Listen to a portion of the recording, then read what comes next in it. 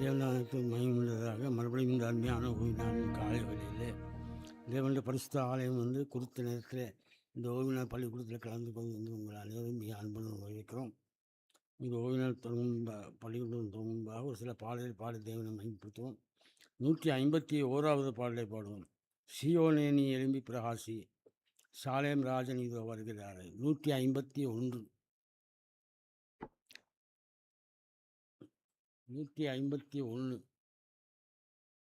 சியோனேனி எழும்பி பிரகாசி, சாலேம் ராஜனீதோ வருகிறாரே. மேகங்களுடனே கன்யாவும் காண மகிமைக்குள் உன்னை அவர் வந்து சேர்ப்பார். சியோனேனி எழும்பி பிரகாசி,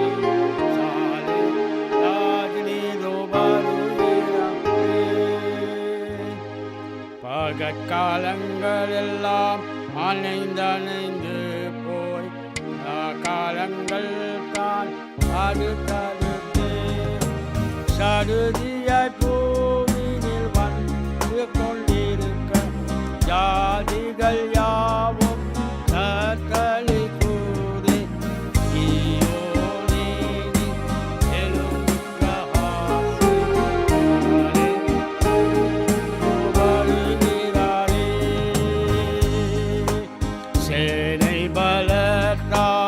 ராஜ்யங்கள் ஆயிரம் தினம் தினமாக நகர்ந்திடுதே. சேனை சக்தியில் ஒன்றுமே இல்லை, ஆவியின் பலத்தால் ஜெயம் கொள்ள வேண்டும். சியோனேனி எழும்பி பிரகாசி, சாலேம் ராஜனீதோ வருகிறாரே. முடிவு காலத்தின் முடிவில் வரும் முகங்களுமே மாறி பெற்று பிரயாசம் கொண்டு பிரபுக்களையும் பிடித்திழுக்கணும். எழும்பி பிரகாசி, சாலேம் ராஜனீதோ வருகிறாரே. திருச்சபையே உன் தீபங்கள் எல்லாம் சூரிய பிரகாசம் மகிமையாய் வானத்தில் எழும்பி வருகையில் மனவாளனோடு நாம் மறுரூபமாகும்.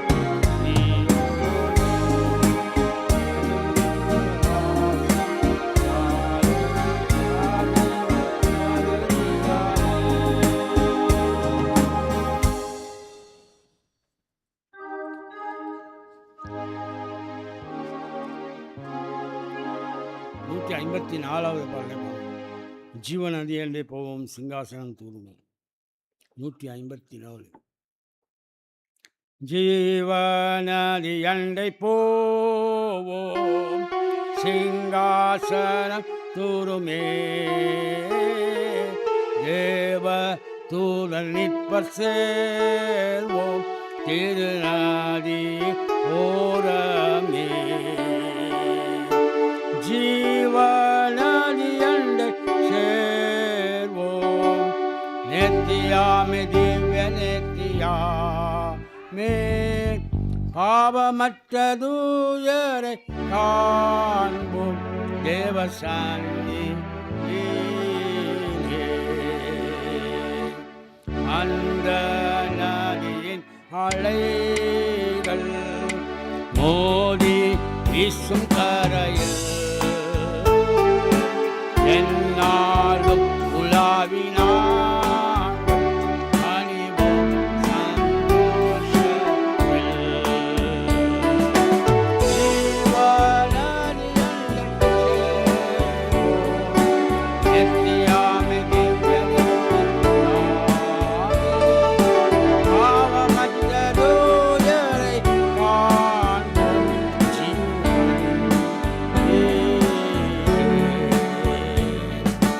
காந்தியான நதி ஓமுன் பாரம் யாவும் விட்டோய்வோம் ஆண்டவர் கிருபையால் இடம் என்னன் மீட்பீவா. ஜீவநதியண்டை சேர்வோம் நித்தியாமை திவ்யநித்தியாமே பாவமற்ற தூயரை காண்போம் தேவசந்நிதியிலே. இரட்சகரின் சாயல் பார்ப்போம் ஜீவநதி நீரில் கீதம் பாடுவது கேட்போம் களிப்போம் நம் ரட்சிப்பில். ஜீவநதியண்டை சேர்வோம் நித்தியாமை நித்தியாமே பாவமற்ற தூயரை காண்போம் தேவசந்நிதியிலே.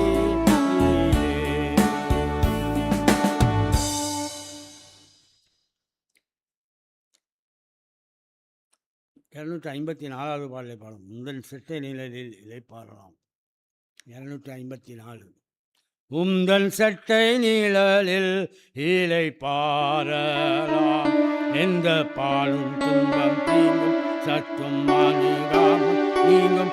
உந்தன் சட்டை நிழலில் இளைப்பாறலாம் உந்தன் சட்டை நிழலில் இளைப்பாறலாம். தங்குவேன் தங்குவேன் தங்குவேன் உந்தன் செட்டை நிழலில் தூகிப்பேன் தூகிப்பேன் தூகிப்பேன் உந்தன் செட்டை நிழலில் உந்தன் செட்டை நிழலில் சமாதானமாம் நெஞ்சின் நோவு முற்றும் மாறும் துன்பம் இன்பமாக மாறும். உந்தன் செட்டை நிழலில் சமாதானமாம் உந்தன் செட்டை நிழலில் சமாதானமாம்.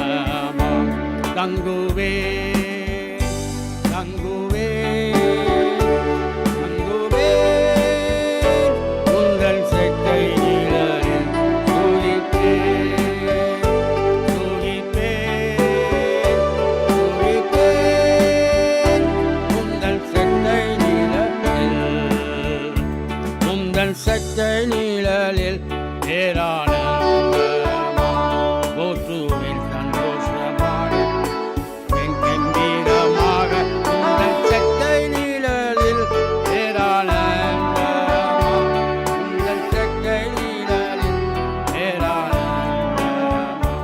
தங்குவேன் தங்குவேன்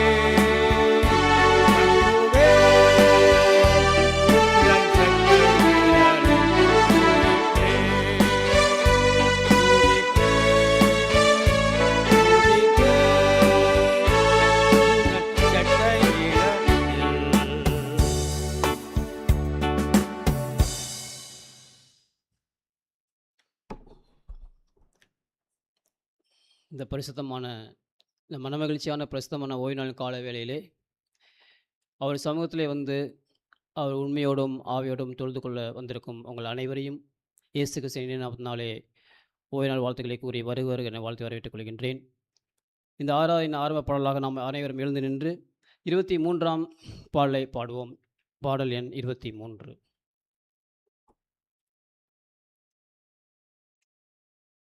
எல்லாரும் எளிமையில் பாடுவோம்.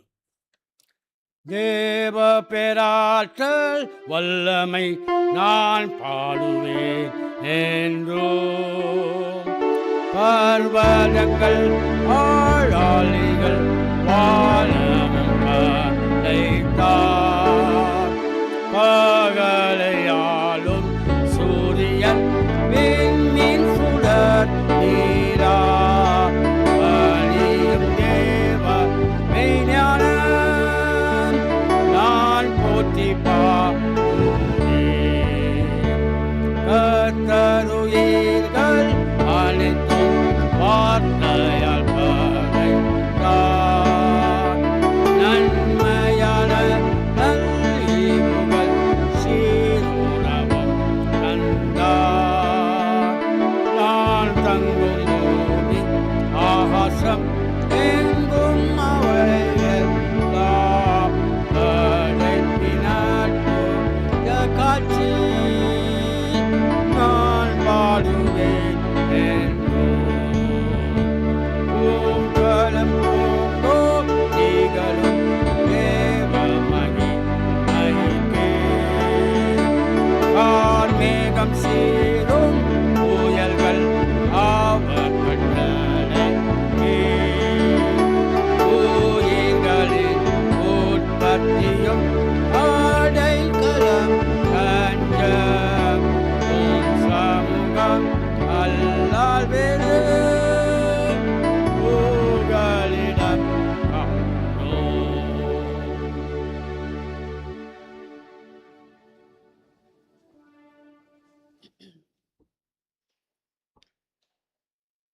மாறி மாறி வேத வாசிப்புக்காக தெரிந்து கொள்ளப்பட்ட வேத பகுதி அப்போஸ்தலர் 17வது அதிகாரம் வசனங்கள் 16 முதல் 34 வரை. அப்போஸ்தலர் 17வது அதிகாரம் வசனங்கள் 16 முதல் 34 வரை. புதிய ஏற்பாட்டில் பக்கம் 188. அத்தேனே பட்டணத்தில் பவுல் அவர்களுக்காக காத்து கொண்டிருக்கையில் அந்த பட்டணம் விக்கிரகங்களால் நிறைந்திருக்கிறது கண்டு தன் ஆவியில் மிகுந்த வைராக்கியம் அடைந்து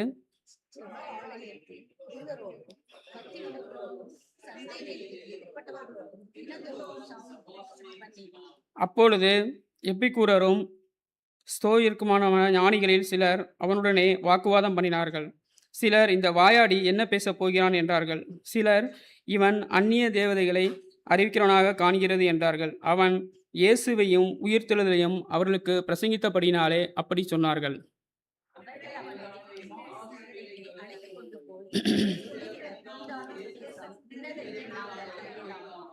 நூதனமான காரியங்களை எங்கள் காதுகள் கேட்க பண்ணுகிறாய், அவைகளின் கருத்து இன்னதென்று அறிய மனதாயிருக்கிறோம் என்றார்கள்.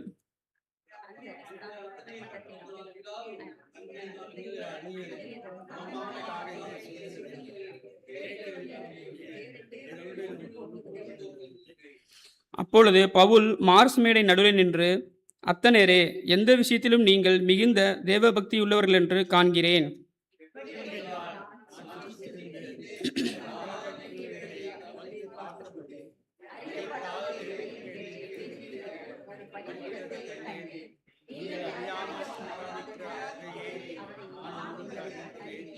உலகத்தையும் அதிலுள்ள யாவற்றையும் உண்டாக்கின தேவனானவர் வானத்திற்கும் பூமிக்கும் ஆண்டவராய் இருக்கிறபடியால் கைகளினால் கட்டப்பட்ட கோவில்களில் அவர் வாசம் பண்ணுகிறதில்லை.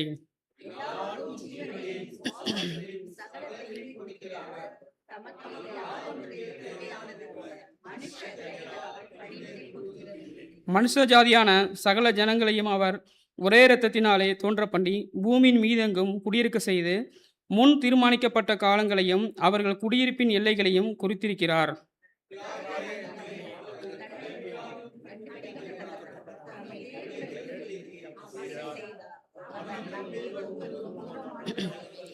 ஏனெனில் அவருக்குள் நாம் பிழைக்கிறோம், அசைகிறோம், இருக்கிறோம். அப்படியே உங்கள் புலவர்களிலும் சிலர் நாம் அவருடைய சந்ததியார் என்று சொல்லியிருக்கிறார்கள்.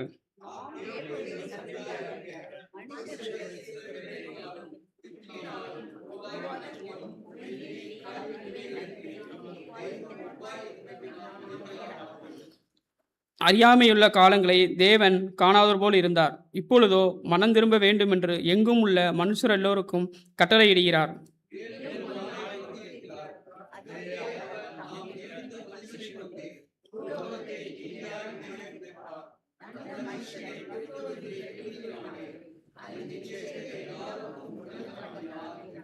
மரித்தோரின் உயிர்த்தெழுதலை குறித்து அவர்கள் கேட்டபொழுது சிலர் இகழ்ந்தார்கள். சிலர், நீ சொல்லுகிறதை இன்னொரு வேளை கேட்போம் என்றார்கள். யாவரும் சேர்ந்து வாசிப்போம். சிலர் அவனை பற்றி கொண்டு விசுவாசிகளானார்கள். அவர்களில் மார்ஸ் மேடை நியாயாதிபதிகளில் ஒருவனாகிய தியோனேசியோ என்பவனும் தமாரியா என்பவனும் பேருள்ள ஒரு ஸ்திரீயும் இவருடனே வேறு சிலரும் இருந்தார்கள். வசித்தவாசின தேவன் ஆசீர்வதிப்பாராக. யாரும் கண்களை மூடி ஜெபம் செய்வோம். இரக்கத்தில் ஐஸ்வர்யமுள்ள தேவனே, உங்கள் கொடான கொடி ஸ்தோத்திரம் ஆண்டவரே சப்பா. இந்த நல்லதொரு ஓய்வு நாளின் காலை வேளையிலே ஒரு சிறு கூட்டமாக கூடியிருக்கும் ஆண்டவரே சப்பா. வந்திருக்கிற ஒவ்வொருத்தரையும் ஆசீர்வதிங்க, வர முடியாதவர்களையும் ஆசீர்வதிங்க, வந்து சேர்கிறவரையும் கூட்டி சேரும் கர்த்தாவே சப்பாண்டவரே. கடந்த நாட்கள் முழுவதும் எங்களை கண்ணின் கண்மணி இவ்வளோ பாதுகாத்து போஷித்து பராமரித்து வழிநடத்தி தகப்பனே, அதுக்காக நன்றி ஆண்டவரே. போக்குவரத்தையும் ஆசீர்வதித்தீங்க, உணவையும் குடிக்க நிறையும் கையிட்டு செய்கிற வேலையும் ஆசீர்வதி தகப்பனே. இந்த கிருபைக்காக நன்றி ஆண்டவரே சப்பாண்டவரே. இப்பொழுது ஆண்டவரே, பாவியாக நாங்கள் பார்த்துட்டு வந்திருக்கோம் சாமி. பாவிகளை மன்னிக்கவும் மனம் திரும்புவதற்காக இந்த பூமிக்கு வந்தேன் என்று சொல்லுகிறீர்கள் கர்த்தாவே சப்பா. எங்கள் மேலே இரக்கமாயிரம் ஆண்டவரே சப்பா. இப்பொழுது நடக்க இருக்கும் ஆண்டவரே, ஓய்வினால் பள்ளி 6 மணி நிகழ்ச்சிகளிலும் ஓய்வினால் பள்ளியிலும் தெய்வீக ஆராதனையிலும் பரிசுத்த ஆவியானவர் ஒவ்வொருவரோட அசைவோட கிருபை தரும் சுவாமி. மீதியான நேரம் முழுவதும் பதத்தண்டை வந்துடுவோம் சுவாமி. பொறுப்படுத்திக் கொள்ளுங்க, வழி நடத்துங்க. இயேசு கிறிஸ்துவின் நாமத்தினால் ஜெபிக்கிறோம். ஜெபக்கேளு எங்கள் ஜீவனம் நல்ல பிதாவே, ஆமென்.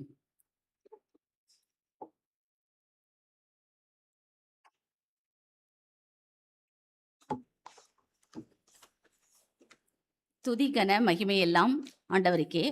இன்றைய ஆரோக்கிய செய்தி, ஆண்டவர் நமக்காக மரங்கள், இலைகள், பூக்கள், காய்கள், கனிகள், கொடிகள், செடிகள்னு படைச்சு நம்மளுடைய ஆரோக்கியத்துக்காக வச்சிருக்காங்க. அவற்றை நம்ம உபயோகித்து நம்ம நம்மளுடைய சரீரமாகி இந்த ஆலயத்தை நம்ம ஆரோக்கியமாக வைப்பது என்பது கடமையாக இருக்கிறது. இப்போ நான் என்னத்தை சொல்லலாம்னா, கற்பூரவள்ளி இலையை பற்றி சொல்லலாம் அப்படின்னு இருக்கேன். கற்பூரவள்ளி இலை எங்கே அதிகமாக விளையுதுன்னா, இந்தியாவில் அதிகமாக விளையுது. ஏன்னா இந்தியாவில் காற்றின் ஈரப்பதம் அதிகமாக இருப்பதால் இங்கே அதிகமாக விளையுதுன்னு நிபுணர்கள்லாம் சொல்கிறாங்க. இந்த கற்பூரவள்ளி இலை ஒரு கை வைத்தியமாகவும் ஒரு பாட்டி வைத்தியமாகவும் இது விளங்குகிறது. இந்த துளசி, புதினா இந்த மாதிரி ரகத்தில் கற்பூரவள்ளி ஆராய்ச்சியில் முதலிடத்தில் இருக்குது. ஏன்னா இது நிறைய மருத்துவத்துக்கு உதவியாக இருக்குது. அடுத்து இதில் வாசனை மிகவும் நன்றாக இருப்பதனால இதில் நிறைய எசென்சியல் ஆயில் தயாரிக்கிறாங்க. இதில் சத்துன்னு பார்த்தா ஆப்பிள் சத்தை விட இதில் பல மடங்கு சத்து இதில் இருக்குது. கற்பூரவள்ளி இலையை நம்ம தொடர்ந்து சாப்பிடும் முதல் நம்மளுக்கு அதிகமான நன்மைகள் நமக்கு கிடைக்கிறது. கற்பூரவள்ளி இலையில தைமால் கார்போகேரல் என்ற வேதிப்பொருள் இருப்பதால் இது சளி, இருமல், வறட்டு இருமல், மற்றபடி காய்ச்சல் இந்த மாதிரியான பிரச்சனைகள்லாம் நம்ம தொடர்ந்து சாப்பிடுவதன் மூலம் வருவதை தடுக்கிறது. கற்பூரவள்ளி இலை நிறைய நோய் எதிர்ப்பு சக்தி இருக்கிறது. அதனால இதை தொடர்ந்து சாப்பிடும்போது நம்மளுக்கு நோய் எதிர்ப்பு சக்தி அதிகரிக்கிறது. அதனால எந்த ஒரு வியாதியும் நம்மகிட்ட வராமல் இருப்பதற்கு இது மிகவும் உதவியாக இருக்கிறது. இதை எப்படி சாப்பிடலாம் அப்படின்னா, இதை கசாயம், சட்னி, துவையல், ரசம் இந்த மாதிரி மூலமாக நம்ம உணவாக இதை எடுத்துக்கலாம். கற்பூரவள்ளி இலையை நம்ம தொடர்ந்து சாப்பிடும்போது நம்மளுக்கு நீரிழிவு நோய் வருவதை இது தடுக்கிறது. அடுத்தது கிட்னி சம்பந்தமான நோய்களையும் இது தடுக்கிறது. இதை தொடர்ந்து சாப்பிடுவதன் மூலம் நம்மளுடைய சருமம் நன்றாக இருப்பதற்கு இது உதவியாக இருக்கு. சரும வியாதிகள் வருவதை இது தடுக்கிறது. அடுத்து சின்ன பிள்ளைகளுக்கெல்லாம் இருமல், காய்ச்சல் இந்த மாதிரி சமயத்தில் இந்த இலையை ஒரு 5 இலையை எடுத்து நெருப்பில் வாட்டி அதை சாறு எடுத்து 1/2 ஸ்பூன் தேன் கலந்து கொடுக்கும்போது சளி, இருமல்லாம் இது சரியாகுது. தொடக்கத்திலே சளி வரும்போது இதை செய்யும் பொழுது அது முழுமையாக நிவாரணி கிடைக்கிறது. நல்ல ஒரு ஆரோக்கியமும் நமக்கு கிடைக்கிறது. அடுத்தது மழைக்காலங்களிலும் மலேரியா தொற்றுக்கள் இது நம்மளை இது வராமல் இருப்பதற்கு இந்த இலையை சாப்பிடுவதன் மூலம் நம்மளுக்கு மலேரியா தொற்றுக்களிலிருந்து விடுதலை ஆகிறது. அடுத்தது இதில் பாக்டீரியா தொற்றுக்கு எதிராக இது செயல்படுகிறது. பூஞ்சை காளானுக்கு எதிராகவும் இது செயல்படுகிறது. அடுத்து இந்த ஓமவல்லி இலையை வந்து நாம் தொடர்ந்து சாப்பிடும்போது இது வந்து என்னன்னா கேன்சர்களின் வளர்ச்சியை வந்து தடுக்குது. அடுத்து வந்து நுரையீரல் கேன்சர், மார்பக கேன்சர் இது 2யும் முக்கியமாகவே வராமல் இது தடுப்பதற்கு வந்து மிகவும் உதவியாக இருக்கிறது. அடுத்து இந்த இலையை வந்து நம்ம தொடர்ந்து சாப்பிடும்போது எலும்பின் வளர்ச்சி வந்து நல்லா பலப்படுது. எலும்பு சம்பந்தமான நோய்கள் வந்து சரி செய்வதற்கு இது மிகவும் உதவியாக இருக்கிறது. அடுத்து வந்து இந்த இலையை தொடர்ந்து சாப்பிடுவதன் மூலம் இருதயம் வந்து நன்றாக செயல்படுவதற்கு வந்து இது உதவியாக இருக்கிறது. அடுத்து உயர் இரத்த அழுத்தம் உள்ளவர்கள் இதை உணவின் மூலம் சாப்பிடும்போது அந்த பிபி அளவு வந்து கட்டுக்குள் வைக்கிறது. இது வந்து நல்ல ஒரு மவுத் வாஷாகவும் உள்ளது. பல்வலி, ஈறுகளில் வீக்கம், ஈறுகளில் ரத்தம் வடிதல், வாய் துர்நாற்றம் இந்த மாதிரி சமயங்களெல்லாம் இதை வந்து ஒரு கைப்பிடி அளவு எடுத்து கொதிக்க வச்சு வெதுவெதுப்பான நீரில் வாய் கொப்பளிச்சு 30 நாட்கள் வாய் கொப்பளிச்சு அந்த பல் சம்பந்தமான பிரச்சனைகள் எல்லாம் வந்து தீர்கிறது.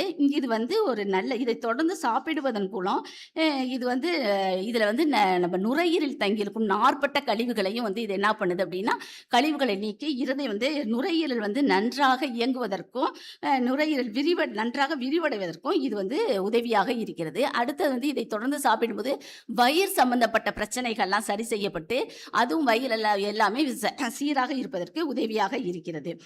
ஆண்டவர் நமக்கு வந்து இந்த மாதிரி அற்புதமான மருத்துவ குணங்கள் நிறைந்த இலை செடிகள்லாம் நம்மளுக்கு படைச்சு வச்சிருக்காங்க. நம்மளுடைய சரீரத்தை வந்து ஆண்டவர் வந்து ஆலயம் என்று குறிப்பிடுகிறார். இந்த ஆலயத்தை வந்து நம்ம ஆரோக்கியமான உணவு முறைகளை சாப்பிட்டு ஆண்டவர் படைத்த ஆரோக்கியமான உணவு முறைகளை சாப்பிட்டு நாம் ஆரோக்கியமாக வைத்து பாதுகாப்பது நமது கடமையாக இருக்கிறது. ஆமென்.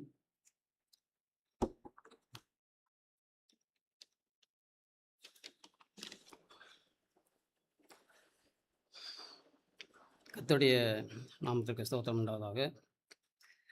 இப்போ ஒரு சிறப்பு பாடல். இது ஒரு பழமையான பாடல், யாரும் மறந்த பாடல் தான். இருந்தாலும் தேவனுடைய மகிமைக்காக நான் அந்த பாடலை பாட விரும்புகின்றேன். நெஞ்சத்திலே தூய்மை உண்டோ, இயேசு வருகின்றார். நொறுங்குண்ட நெஞ்சத்தையே இயேசு அழைக்கிறார். நெஞ்சத்திலே தூய்மையுண்டோ, இயேசு வருகின்றார். நொறுங்குண்ட நெஞ்சத்தையே இயேசு அழைக்கிறார். வருந்தி சுமக்கும் பாரம் உன்னை கொடிய இருளில் சேர்க்கும்.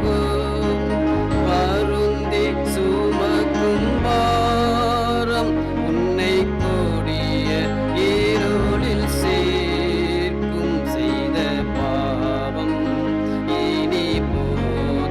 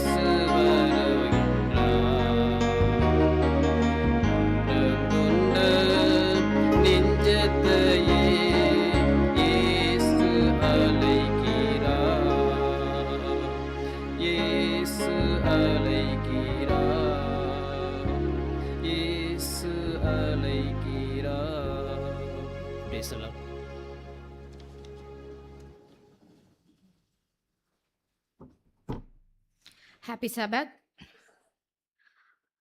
இந்த வார ஊழியறிக்கையின் தலைப்பு புதிய வாழ்க்கை என்னும் பரிசு. ஆ, இந்த வார ஊழியறிக்கை வந்து ஆஸ்ட்ரியா அப்படின்ற பகுதியிலேருந்து நம்மளுக்கு கொடுத்துருக்காங்க.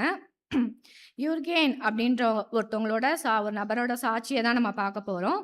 அவங்க வந்து எந்த பகுதியில் இருக்காங்கன்னா ஆஸ்ட்ரியான்ற ஊரில் வந்து ப்ரௌனவ் அப்படின்ற பகுதியில் ஒரு வில்லேஜில் அவங்க இருக்காங்க. அவங்க வந்து எந்த மதசார்பற்ற ஒரு குடும்பத்திலேருந்து வந்தவங்க. அவங்க எப்படி அ கிறிஸ்துவுக்குள்ள வராங்க அப்படின்ற ஒரு சாட்சிய வந்து நம்மளுக்கு சொல்லியிருக்காங்க. அ அவங்க போகன் அப்படின்ற ஒரு செவன்த் டே அட்வென்டிஸ்ட் இன்ஸ்டிடியூட்ல போய் ஜாயின் பண்றாங்க. அதுக்கு முன்னாடி வந்து அவங்க ஒரு கவர்மெண்ட் ஸ்கூல்ல வந்து படிச்சுக்கிட்டு இருக்காங்க. அங்க படிக்கிறப்ப அவங்களோட ஹேபிட்லாம் ரொம்ப மோசமாக இருக்குது. அந்த அந்த ஊர் வழக்கப்படி எப்படின்னா, ஒரு சப்ஜெக்ட் வந்து அ நம்ம ஹேபிட்க்குன்னு ஒரு சப்ஜெக்ட் வச்சிருந்தாங்க. அதுல வந்து அதுக்கு ஒரு மார்க் அவங்க வந்து போடுவாங்க. அவங்க மாணவர்களுடைய நல்நடத்தைக்கு. அதுல பாஸ் பண்ணா தான் அவங்க வந்து நெக்ஸ்ட் கிளாஸ் போ முடியும். ஆனா, யூர்கேன் வந்து அவங்களோட டீச்சர்ஸ் எல்லாம் ரெஸ்பெக்ட் பண்ணாம, கிளாஸ் எல்லாம் ஒழுங்கா அட்டெண்ட் பண்ணாம இருந்தனால, அவங்க வந்து அந்த +1 படிச்சுட்டு இருக்காங்க. அப்ப வந்து அவங்கள வந்து 1 வருஷம் ஃபெயில் போட்டுர்றாங்க. அதுக்கப்புறம் இனிமே இந்த ஸ்கூல்ல நீ கன்டின்யூ பண்ண முடியாது. 11th ஃபெயில் ஆயிட்டா 12th கன்டின்யூ பண்ண முடியாது அப்படின்னு, இதுதான் ஸ்கூலோட ரூல்ஸ் அப்படின்னு சொல்லிடுறாங்க. யூர்கேனோட பேரண்ட்ஸ் வந்து வெளியில இருக்க எல்லா ஸ்கூல்லயும் போய் அட்மிஷன் தேடுறாங்க. பட் ஆனா அவங்களுக்கு எங்கேயுமே அட்மிஷன் கிடைக்கல. அவங்க ரொம்ப எல்லா ஸ்கூல்கயுமே போய் விசாரிக்கிறாங்க. அட்மிஷன் கிடைக்கல. அப்ப வந்து அந்த ஏற்கனவே படிச்ச ஸ்கூல்ல இருக்க பிரின்சிபல் வந்து அவங்கள பார்த்துட்டு, இந்த பையனோட ஃப்யூச்சரே வீணா போயிரும் அப்படின்னு சொல்லிட்டு அவங்க ட்ரை பண்றாங்க. ஆனா அந்த ஸ்கூல்ல திரும்ப அவங்களால சேர்த்துக்க முடியல. அந்த ஸ்கூல் ரூல்ஸ் படி. அப்ப அவங்க சொல்றாங்க, இந்த மாதிரி போகன் ஹாக்ஃபென்ற ஒரு இன்ஸ்டிடியூட் இருக்கு. Adventist institute. அங்க வேணா நீங்க போய் ட்ரை பண்ணுங்க. உங்களுக்கு கண்டிப்பா அட்மிஷன் கிடைக்கும் அப்படின்னு சொல்றாங்க. அவங்க பேரண்ட்ஸும் அங்க போறாங்க. அங்க போய் அந்த ஸ்கூல் பார்க்குறாங்க. அங்க வந்து ஸ்கூலும் இருக்கு, காலேஜும் இருக்கு. அங்க ஸ்கூல் போய் பார்க்குறப்ப, அவங்களுக்கு ரொம்ப வித்தியாசமா இருக்கு. அங்க மாணவர்களுக்கு எல்லாம் தேவன பத்தி சொல்றாங்க. அவங்க இன்னமுமே தேவனுடைய உறவ வந்து வளர்த்துக்கொள்ள ஊக்குவிக்கிறாங்க. இதெல்லாம் பார்க்குறப்ப அவங்களுக்கு கொஞ்சம் டிஃப்ரெண்ட்டா இருக்கு. சரி நம்ம எங்கேயுமே நம்மளுக்கு அட்மிஷன் கிடைக்கல. இங்கேயே போட்டுருவோம். அட்மிஷன் அப்படின்னு சொல்லிட்டு யூகன போட்டுருவோம் அப்படின்னு யோசிச்சுட்டு இருக்காங்க. ஆனா யூர்கேனுக்கு வந்து அது சுத்தமா புடிக்கல.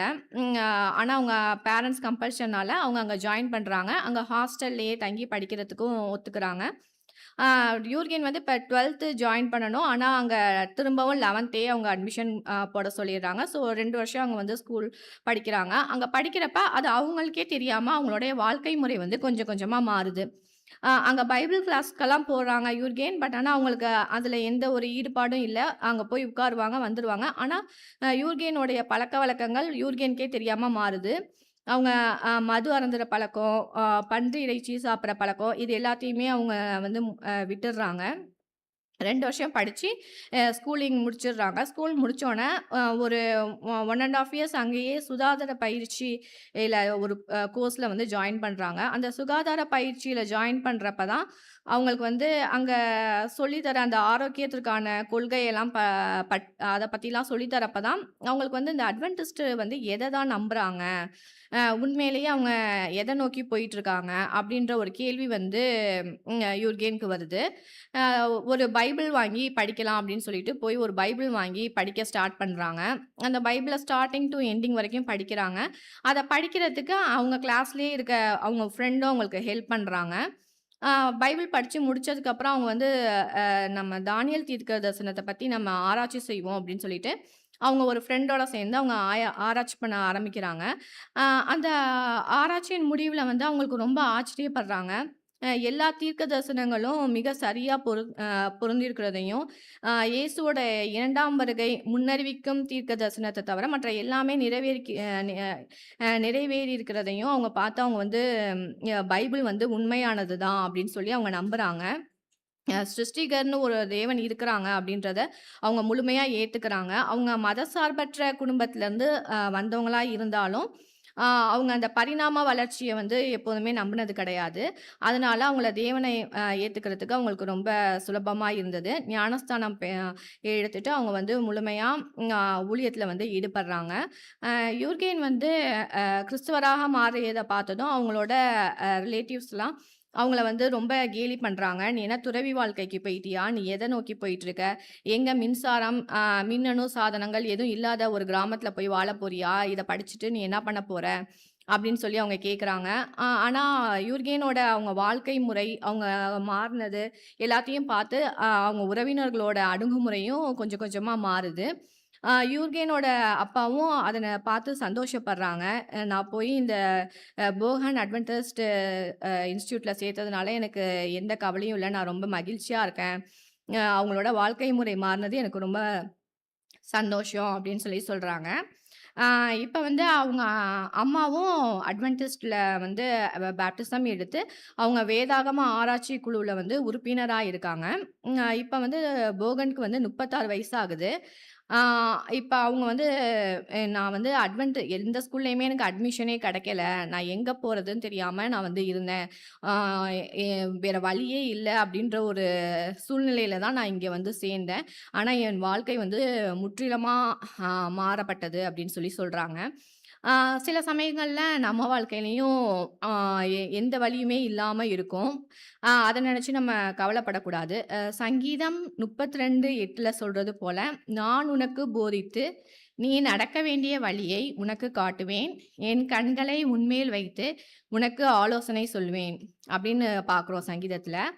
தேவன் வந்து நம் வாழ்க்கை பயணத்துல வந்து நம்மள தனியா விடுறது கிடையாது. நாம் செல்ல வேண்டிய சரியான வழியை வந்து அவர் கண்டிப்பா கற்றுக் குடுப்பாங்க. அவரோட கண்கள் வந்து நம்மளுக்கு எப்போதுமே நம்ம மேல இருக்கும். நம்ம வந்து கவனித்து பாதுகாத்து சரியான வழியில தான் நம்மள நடத்திட்டு வருவாங்க. அதனால நம்ம சொந்த அறிவை மட்டும் சாராம தேவனை நம்பி நம்முடைய வாழ்க்கையை நடத்த வேண்டும். போகன் வந்து யூர்கேன் வந்து இப்ப என்ன சொல்றாங்கன்னா, "மாணவனா இருந்தப்ப எனக்கு வந்து இது ஒரு பெரிய பாக்கியம் அப்படின்னு நான் உணரல. ஆனா இப்ப வந்து இங்க வந்து அட்வென்டிஸ்ட்ல சேர்ந்தது வந்து எனக்கு ரொம்ப மகிழ்ச்சியா இருக்கு. என் வாழ்க்கை முறைய மாற்றுனது அட்வென்டிஸ்ட் சபையில சேர்ந்தவசி தான்." அப்படின்னு சொல்லி அவங்க வந்து அவங்க சாட்சிய சொல்லி முடிக்கிறாங்க. 1986ஆம் ஆண்டு வந்து 13ஆம் வார காணிக்கையின் ஒரு பகுதி வந்து அங்க ஒரு ஹாஸ்டல் கட்ட உதவியா இருந்திருக்கு. இந்த காலாண்டு ஒரு பகுதி காணிக்கை வந்து ஆஸ்ட்ரியா, அ அதுவும் இல்லாம இன்டர் ஐரோப்பியா டிவிஷன் முழுவதும் உள்ள டிவிஷன் பணிகளுக்கு அ உதவியா இருக்க போகுது. அதனால நாம் யாவரும் உதார்த்தமாக காணிக்கை கொடுத்து உதவுவோம். ஆமென். இப்போது ஒரு ஸ்பெஷல் சாங் ஜெய்டன்.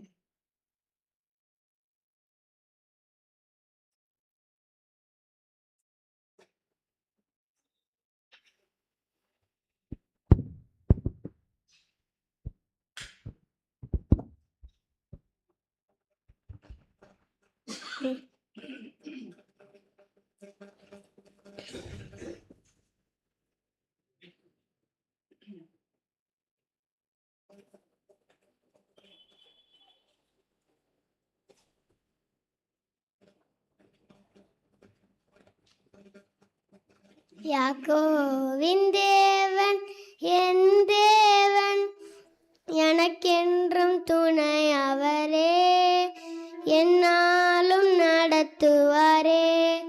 யாக்கோவின் தேவன் என் தேவன், எனக்கென்றும் துணை அவரே, என்னாலும் நடத்துவாரே. ஏதும் இல்லை என்ற கவலை இல்லை, துணையாளர் என்னை விட்டு விலகவில்லை. ஏதும் இல்லை என்ற கவலை இல்லை, துணையாளர் என்னை விட்டு விலகவில்லை. சொன்னதை செய்திடும் தகப்பனவர், நம்புவேன் இரு தேவரை, நம்புவேன் இரு தேவரை, நம்புவேன் இரு தேவரை, நம்புவேன் இரு தேவரை. யாக்கோவின் தேவன் என் தேவன், எனக்கென்றும் துணை அவரே, என்னாலும் நடத்துவாரே.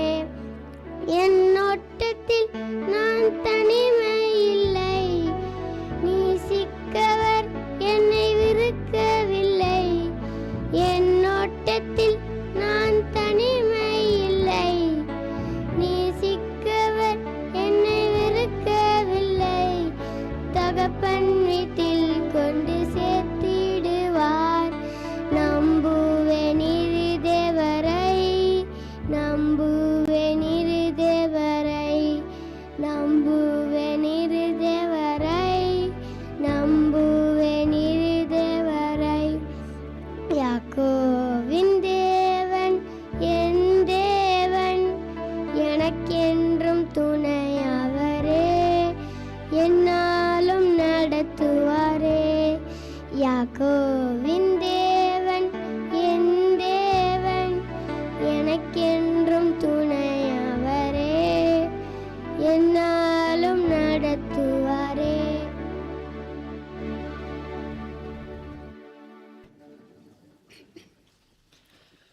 இந்த நிகழ்ச்சியை நடத்துவதற்காக நல்ல ஒரு ஸ்லாக்கத்தையும் சந்தர்ப்பத்தையும் கொடுத்த தேவனுக்கு நான் முதலாவது ஸ்தோத்திரம் செலுத்துகிறேன்.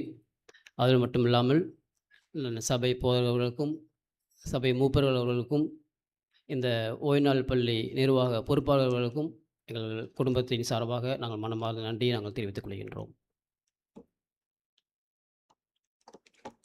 இந்த ஓய்நாள் பள்ளி நிகழ்ச்சியை கொடுத்த மிஸ்டர் ஜார்ஜ் குமார், இவங்க வந்து ஃபேமிலியாக வந்து டாஞ்சூர்லேருந்து இங்கே இங்கே ஃபேமிலியாக வந்திருக்காங்க. இவங்க பையன் தான் செபஸ்டின், அவங்க ஃபேமிலி. அவர் வந்து இங்கே ஏற்கனவே இங்கே மெம்பராக இருக்கிறாரு. ஸோ இவங்களாம் வந்து டாஞ்சூரில் இருந்தாங்க, இப்போ இங்கே வந்திருக்காங்க. இவங்கள்ட்ட நான் கேட்டேன், நீங்கள் ஃபேமிலியாக எடுக்கிறீங்களான்ட்டு கேட்டேன். ஒரு 2 வாரத்துக்கு முன்னாடி கேட்டேன். ஒரு 1 வீக் மட்டும் எங்களுக்கு கேப் கொடுங்க, நாங்கள் எடுக்கிறோம் அப்படின்னாங்க. ஸோ இந்த வீக் அவங்க எடுத்திருக்காங்க. ரொம்ப அழகாகவும் பாட்டுகள் அழகாகவும் பாடினாங்க. அதே போல் விசேஷ செய்தி, தென் அயல்நாட்டு செய்தி இதெல்லாம் அழகாக எடுத்து கொடுத்த இவர்களுக்கு ஓய்நாள் பள்ளியின் சார்பாக நன்றி தெரிவித்துக் கொள்கிறேன். ஒரே ஒரு கேள்வி, அவர்களுக்கு அடுத்த வாரம் நான் ப்ரைஸ் கொடுப்பேன். மிஷன் ரிப்போர்ட்லேருந்து அந்த தலைப்பு என்ன சொன்னாங்க? யாராவது நோட் பண்ணீங்களா? புதிய வாழ்க்கை ஃபுல்லா கரெக்டா? பாதி சொல்லிட்டீங்க, இன்னும் பாதி யாரா கவனிச்சிங்களா? மிஷன் ரிப்போர்ட்ல தலைப்பு செய்தி யாரும் இல்லை. ஓகே. சொல்லாம தானே கொடுக்கணும். சொல்லிட்டு கொடுத்தோம்னா அவங்க ரொம்ப ஆயத்தமாக இருப்போம்ல. புதிய வாழ்க்கை என்னும் பரிசு, இதுதான் தலைப்பு. ஓகே, யாருமே சொல்லலை, பிரச்சனை இல்லை. இப்போது நாம் பாடம் படிக்க பிரிந்து செல்வோம்.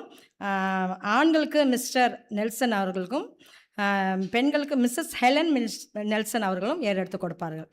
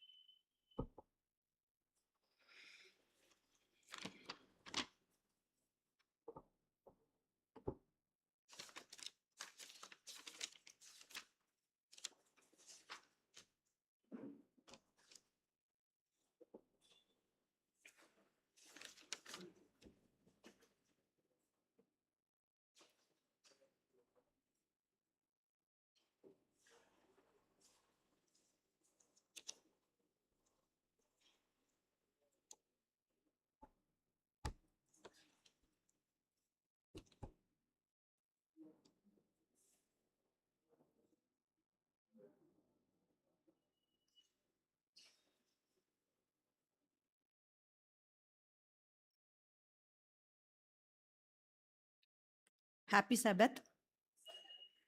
ஓய்வு நாள் பள்ளியை ஆரம்பிக்கிறதுக்கு முன்னாடி ஒரு சின்ன ஜெபம் செய்வோம். பரிசுத்த ஓய்வு நாளுக்கும் ஆண்டவராய் இருக்கிறதான எங்கள் நல்ல கர்த்தாவே, இந்த அருமையான நேரத்திற்காக உம்மை துதிக்கிறோம், ஸ்தோத்தரிக்கிறோம். துதிகளின் சத்தத்தில் கேட்டு இந்த இடத்துல நீர் பிரசன்னமாய் இருக்கிறீர் என்பதை நாங்கள் விசுவசிக்கிறோம். ஆண்டவரே, நாங்கள் பாடங்களுக்கு கடந்து செல்வதற்கு முன்பதாக உம்மை நோக்கி பார்க்கிறோம். எங்களோடு கூட வாங்க, எங்களோடு கூட இடைப்படுங்க.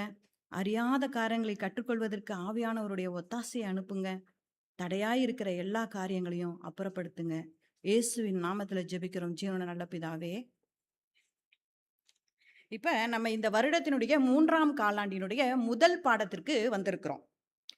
இந்த முதல் பாடத்தினுடைய தலைப்பு என்ன அப்படின்னு பார்த்தீங்கன்னா, கொரிந்துவில் பவுலினுடைய ஊழியம். இப்ப கொரிந்து நகரத்துல பவுல் சேர்ந்த ஊழியத்தை பத்தி இந்த முதல் பாடம் கொடுக்கப்பட்டிருக்கு. ஒரு நோய் இல்லாத இடத்துக்கு மருத்துவர் தேவை இருக்காது. தீ இல்லாத இடத்துக்கு தீயணைப்பு வீரரோட தேவையும் இருக்காது. அதே போலதான் பவுலினுடைய தேவை எங்க இருந்துச்சுன்னா, பரிசுத்த நகரத்தை நோக்கி இல்ல, பாவம் நிறைந்த நகரத்தை நோக்கி தான் இருந்தது. ஏன்னா அப்படிப்பட்ட பாவம் நிறைந்த நகரங்களுக்கெல்லாம் அவர் தேடி தேடி சென்று தன்னுடைய ஊழியத்தை செஞ்சாரு. அப்ப அதுல ஒரு நகரம் தான் நம்ம இன்னைக்கு படிக்க போற கொரிந்து பட்டணம். அந்த கொரிந்து பட்டணத்துல நிறைய செல்வம் இருந்துச்சு, ஆனா சமாதானம் இல்ல. வணிக வளம் இருந்துச்சு, ஆனா ஒழுக்கக்கேடு நிறைஞ்சு இருந்துச்சு. அறிவு பெருக்கமும் கூட இருந்துச்சு, ஆனா தேவனை பற்றிய அறிவு அங்க கிடையவே கிடையாது. அப்புறம் விக்கிரகங்கள் நிறைஞ்சு இருந்துச்சு. ஜீவனுள்ள தேவனை மறக்கப்பட்டு அவர் இருந்தார். இப்படிப்பட்டதான சூழ்நிலையிலே, இப்படிப்பட்டதான நகரத்திற்கு தான் அறிந்து கொண்ட ஜீவனுள்ள தேவனை சொல்ல வேண்டும் என்ற ஆவலோடு கூட பவுல் வருகிறார். இப்ப இந்த பவுல் வந்து இந்த கொரிந்து பட்டணத்துக்கு வந்துட்டாரு. இப்ப அவரை என்ன அவர் சொல்லிக்க விரும்புறாரு அப்படின்னு சொல்லி பார்த்தீங்கன்னா, தேவனால் அழைக்கப்பட்ட அப்போஸ்தலனாகிய பவுல் அப்படின்னு சொல்லி அவர் சொல்ல விரும்புறாரு. எப்படின்னு பார்த்தீங்கன்னா, அவருக்கென்று ஒரு அடையாளம் இருந்திருக்கு. பவுலினுடைய அடையாளம் நம்ம எல்லாருக்குமே தெரியும் இல்லையா? அவரு மிகப்பெரிய பிரெஸ்டீஜியஸ் சிட்டிசன்ஷிப்பான ரோம குடியுரிமை பெற்றவர். அது இல்லாம கமாலியேல் அப்படின்னு சொல்லக்கூடிய ஒரு மிகப்பெரிய வேத ஆசாரியரிடம் திட்டமும் தெளிவுமாய் யூத மார்க்கத்தை அறிந்தவர். அப்புறம் தன்னுடைய பரிசேய மார்க்கத்துல மிகவும் வைராக்கியமா இருந்த ஒருத்தர். அதே சமயம் இயேசு கிறிஸ்துவை விசுவாசிக்கிற எல்லாரையும் பிடிச்சி அடிக்கும்படியாக, துன்புறுத்தும்படியாக ஆணை பெற்றுக்கொள்ளக்கூடிய ஒரு அதிகாரத்துல நிறைஞ்சவரா இருந்தார். இதுதான் வந்து பவுலினுடைய அடையாளம். அப்ப ஒரு நாள் தேவன் அவரை தமஸ்குவிலே சந்திக்கிறார்.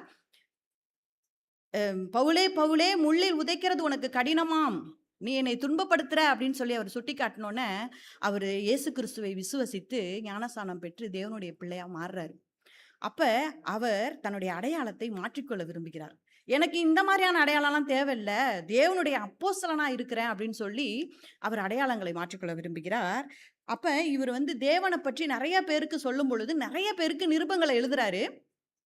கொரிந்தியருக்கு எழுதுறாரு, ரோமருக்கு எழுதுறாரு, கலாத்தியருக்கு எழுதுறாரு, எல்லாருக்குமே எழுதுறாரு.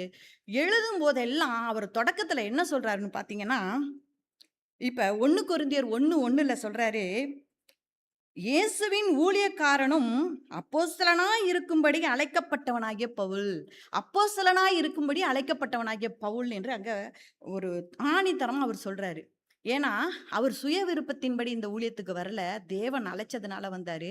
அவருடைய நாம பிரஸ்தாபத்திற்காக அவர் வரல, தேவனுடைய நாம மகிமை பண்ணணும்னு வந்தாரு. ரெண்டாவதாக ரோமர் 1:1 அவர் சொல்றாரு, தேவனுடைய சுவிசேஷத்திற்காக பிரித்தெடுக்கப்பட்ட அப்போஸ்தலனாகிய பவுல் அப்படின்னு எழுதுறாரு. பிரித்தெடுக்கப்பட்டவனாகிய நான் அப்படின்னு சொல்றாரு. அவர் எதுல தான் தேவன் பிரிச்செடுத்தாருன்னு பாத்தீங்கன்னா, பழைய பாவ வாழ்க்கையிலேருந்து அவரை பிரிச்செடுத்திருக்காராம். மிக மோசமான மத வைராக்கியத்திலேருந்து பிரித்து எடுத்திருக்கிறாரு. அதுவும் இல்லாம அந்த என்ன அவருடைய உயர்ந்த லட்சியம் என்னவா இருந்தது? இயேசு கிறிஸ்துவை பின்பற்றுறவர்களை எல்லாரையும் அடிச்சு உதைச்சி துன்புறுத்தி சிறையில் அடைக்கணுன்றதான் அவருடைய உயர்ந்த லட்சியமா இருந்தது. ஆனா அந்த இதுல இருந்து பிரித்து எடுக்கிறாரு. அதுவும் இல்லாம சிறந்த பரிசேயன் ஒரு பெரிய ஒரு மத வைராக்கியம் இருந்தது, அந்த நிலைமையில இருந்து பிரித்து எடுக்கிறாரு அப்படின்னு சொல்லி அவரே தன்னை அறிமுகப்படுத்திக் கொள்கிறார். மூன்றாவதாக கலாத்தியர் 1:1 அவர் எழுதுறாரு, மனுஷராலும் அல்ல, மனுஷர் மூலமாயும் அல்ல, பிதாவாகிய தேவனாலும் இயேசு கிறிஸ்துவினாலும் அப்போஸ்தலனாகி இருக்கிற பவுல் அப்படின்னு சொல்றாரு. ஏன் இப்படி சொல்றாரு அப்படின்னு பார்க்கும்போது அங்க வந்து சில அந்த மக்களுக்கு இடையில ஒரு குழப்பம் வருது. ஏன்னா இயேசு கிறிஸ்து உயிரோடு இருந்து ஊழியம் செய்த காலத்திலே அவர்களோடு இருந்த சீடர்கள்ல பவுல் காணப்படவில்லை. அது மட்டும் இல்லாமல் இயேசு கிறிஸ்து மரித்த பிறகு இவர் என்ன சொல்றாரு, இயேசு கிறிஸ்துவை விசுவசிங்க, இயேசு கிறிஸ்து தான் உண்மையான தெய்வம், அவர் தான் வாக்கு பண்ணப்பட்ட மேசியான்னு சொல்லி சொல்லும்போது அவங்களுக்குள்ள ஒரு குழப்பம் வருது. இவர் உயிரோடு இருந்த காலத்துல இயேசு கூட இல்லை, ஆனா இப்ப இப்படி சொல்றாரே, இவருக்கு அப்போஸ்தலனா இருக்கும்படி இவருக்கு அதிகாரம் கொடுத்தது யார் அப்படின்ற ஒரு கேள்வி அந்த மக்களுக்கு மத்தியில வந்ததுனால அவர் என்ன சொல்றாரு, மனுஷராலும் அல்ல, மனுஷர் மூலமாயும் அல்ல, பிதாவாகிய தேவனால எனக்கு இந்த அப்போஸ்தல பட்டம் கொடுக்கப்பட்டிருக்கிறதுன்றத வலியுறுத்தி சொல்றாரு. நாலாவதாக கலாத்தியர் 1:15 சொல்றாரு, தேவன் என்னைய வந்து தாயின் கர்ப்பத்தில் பிரித்தெடுத்து, தாயின் வயிற்றில் இருந்தது முதல் என்னை பிரித்தெடுத்து தம்முடைய கிருபையினாலே என்னை அழைத்த தேவன் அப்படின்னு சொல்றாரு. தேவன் வந்து நான் கர்ப்பத்துல இருக்கும் போதே என்னை தெரிஞ்சுக்கிட்டாருங்க. நான் அவரை அறியறதுக்கு முன்னாடியே என்னை அறிஞ்சிட்டாரு, நான் அவருக்காக வேலை செய்யணுன்றத அவர் முன்குறிச்சிட்டாரு அப்படின்றத அவர் பெருமை மிகு விதமா அந்த இடத்துல பதிவு பண்றாரு கலாத்தியர் 1:15. அப்புறம் அவருக்கு என்னன்னா, நான் அப்போஸ்தலன்னு சொல்லிக்கணும்னு அவருக்கு அவ்வளோ ஆவல் போல அவர் என்ன சொல்றாருன்னா, உயிர்த்தெழுதலும் அந்த உயிர்த்தெழுந்த தேவன் தரிசனமானதை வலியுறுத்தி சொல்றாரு. அப்ப அவர் என்ன சொல்றாருன்னா, எல்லா அப்போஸ்தலருக்கும் அவர் தரிசனமானாரு, அப்ப எனக்கும் தரிசனமானாரு, அப்ப நானும் அப்போஸ்தலன் தான் அப்படின்னு சொல்றாரு. எப்படின்னா, கேபாவும் 12 சீசர்களும் இருந்த இடத்துல தேவன் தரிசனமானாரு, அவங்கெல்லாம் அப்போஸ்தலர்கள் தானே, அப்ப எனக்கும் தமஸ்குல அவர் தரிசனமானாரு. ஸோ நானும் ஒரு அப்போஸ்தலன். அப்புறம் 500 சகோதரர்களுக்கும் அதிகமா ஒரு ஒரு இடத்துல கூடி இருந்த பொழுது, அங்க அவரு தரிசனமானாரு. எனக்கும் தமஸ்குல தரிசனமானாரு. நானும் அப்போஸ்தலன் தான் அப்படின்னு சொல்றாரு. இப்படியாக அதுவும் எப்படி சொல்றாருன்னா, யாக்கோபுக்கும் அப்போஸ்தலர் எல்லாருக்கும் தரிசனமானாரு. என்னைய மாரி அகால பிறவிக்கும் தரிசனமானாருன்னு சொல்லி, அவரு ஒவ்வொரு இடத்திலயும் அந்த அப்போஸ்தலர்களுடைய வரிசையிலே தன்னை புகுத்திக் கொள்வதில் அவர் மிகுந்த ஒரு ஆவல் உள்ளவராக காணப்பட்டாரு. ஏன்னா, தன்னுடைய அடையாளத்தை அவர் மாற்ற விரும்புகிறார். அடுத்ததாக அவருக்கு இந்த மக்களையெல்லாம் நம்ம துன்புறுத்திட்டோமே, யூத மக்களையெல்லாம் நம்ம கொன்னுட்டோமே அப்படின்னு சொல்லி அவருக்கு ஒரு மன கிளேசம் இருந்திருக்குது. அதனால அவர் என்ன சொல்றாரு, சபையை துன்புறுத்தினதனால் நான் அப்போஸ்தலர்கள் எல்லாவற்றிலும் ரொம்ப சிறியவன்.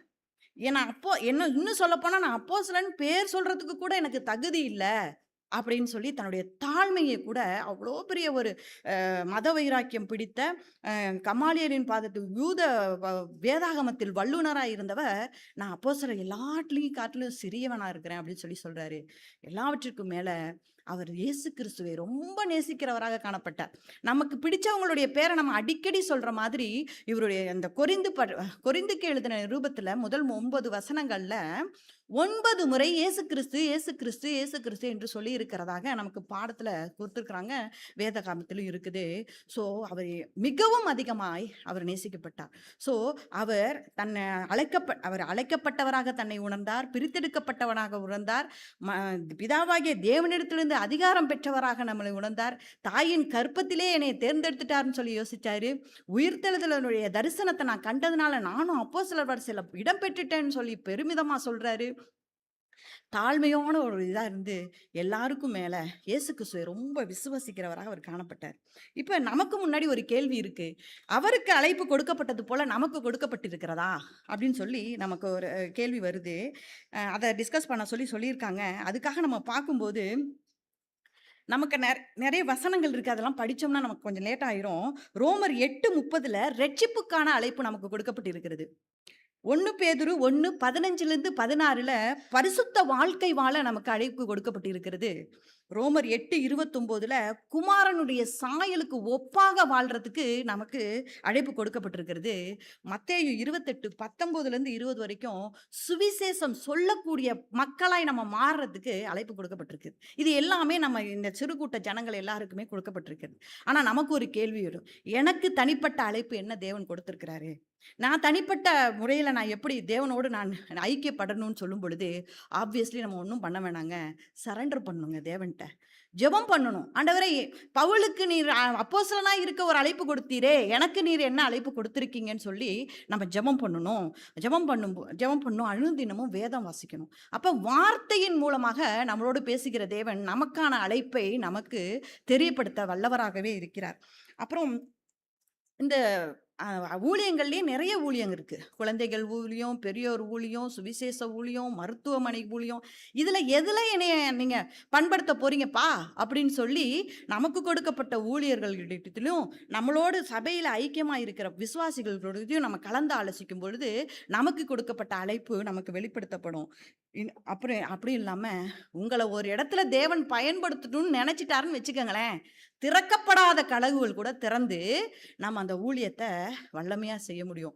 பவுல் கொரிந்துவிலே பணியாற்றிய அந்த ஊழியத்தை நம்மளாலையும் செய்ய முடியுன்றத நம்ம இந்த பாடத்தில் நம்ம தெரிஞ்சுக்கிறோம்.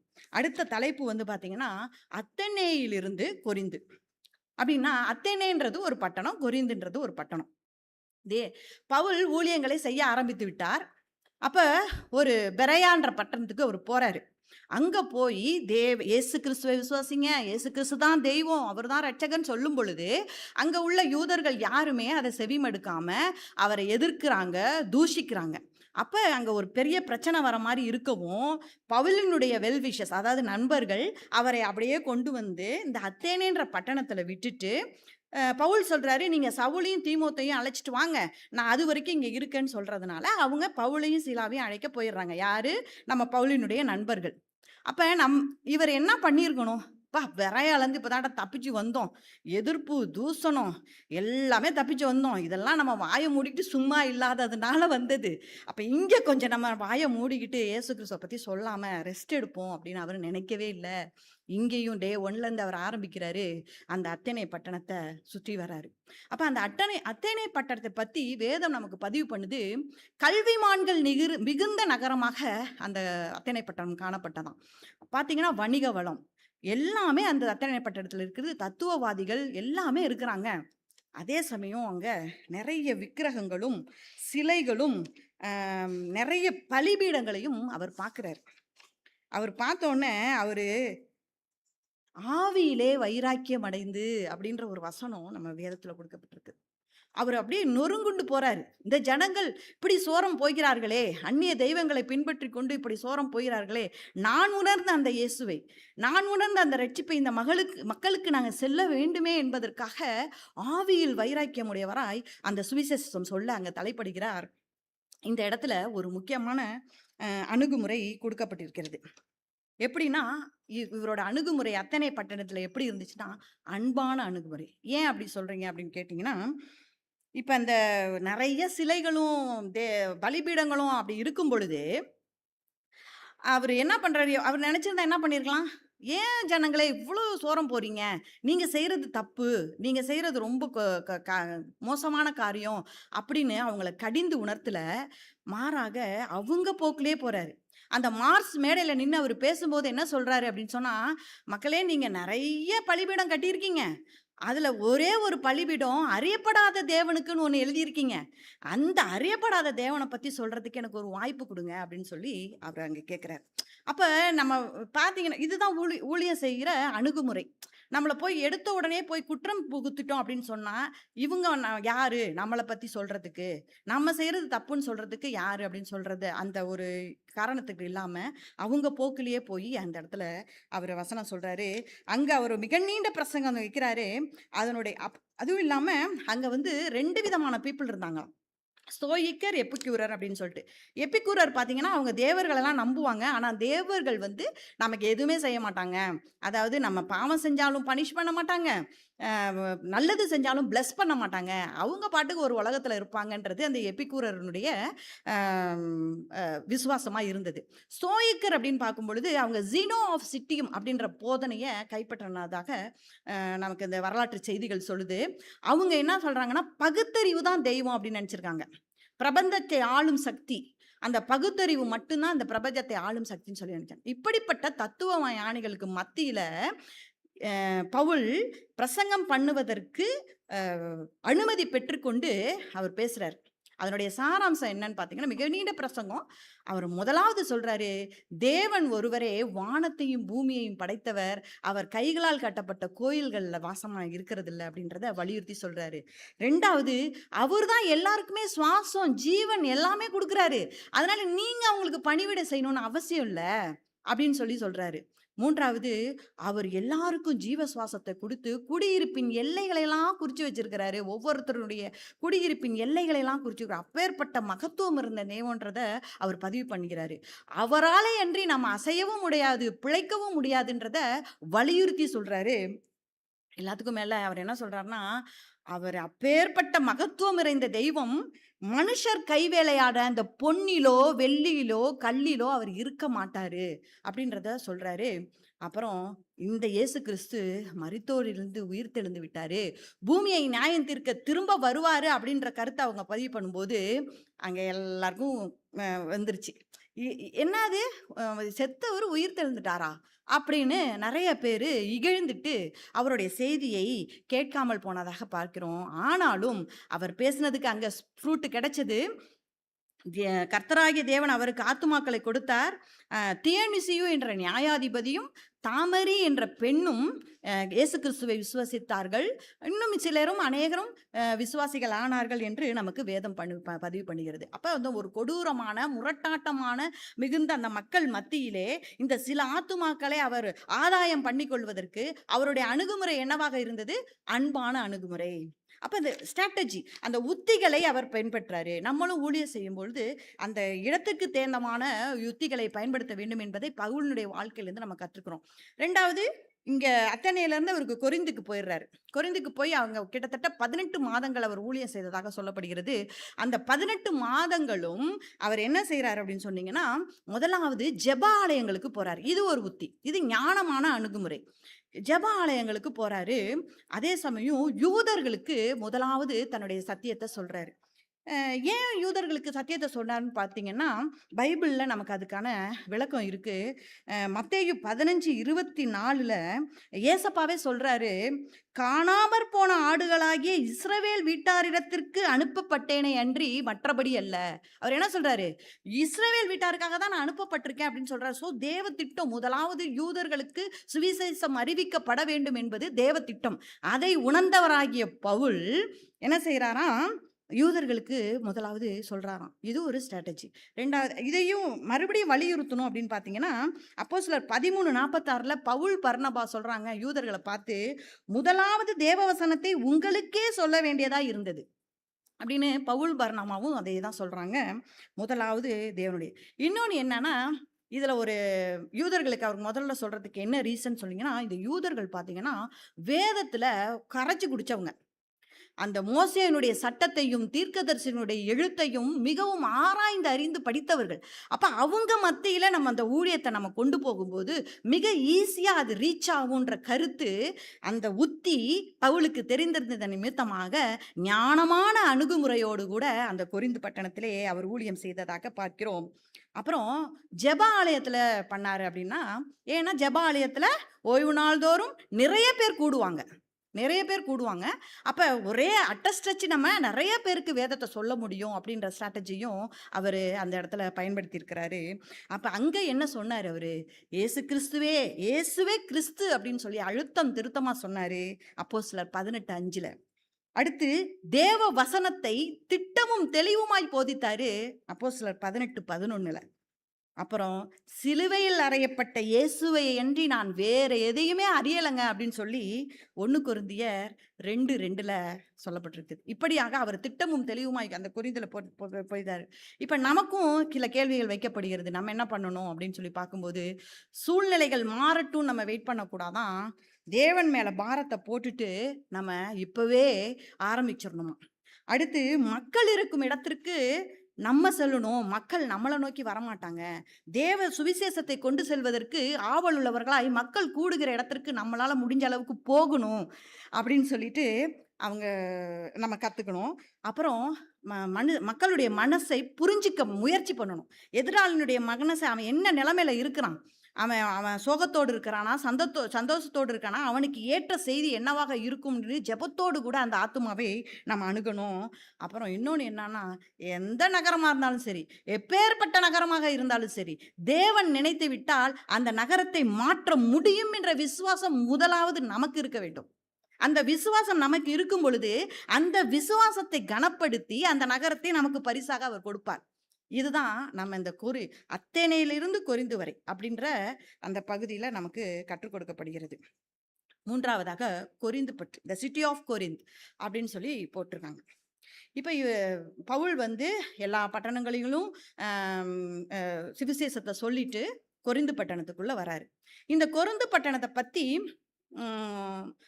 என்ன சொல்கிறாங்க அப்படின்னு பார்த்தீங்கன்னா, இது கிமு 146 வருடத்தில் அழிக்கப்பட்டதாம். அதுக்கப்புறம் ஜூலியஸ் சீசரால் கிமு 44 திரும்பவுமாக ரீபில்ட் பண்ணப்பட்டதாக சொல்லப்படுகிறது. மிகவும் வளம் பொருந்திய வணிக வளம் நிறைந்த 2 துறைமுகங்கள் நிறைந்த ஒரு நகரம். பணத்துக்கு பஞ்சமே இல்லை.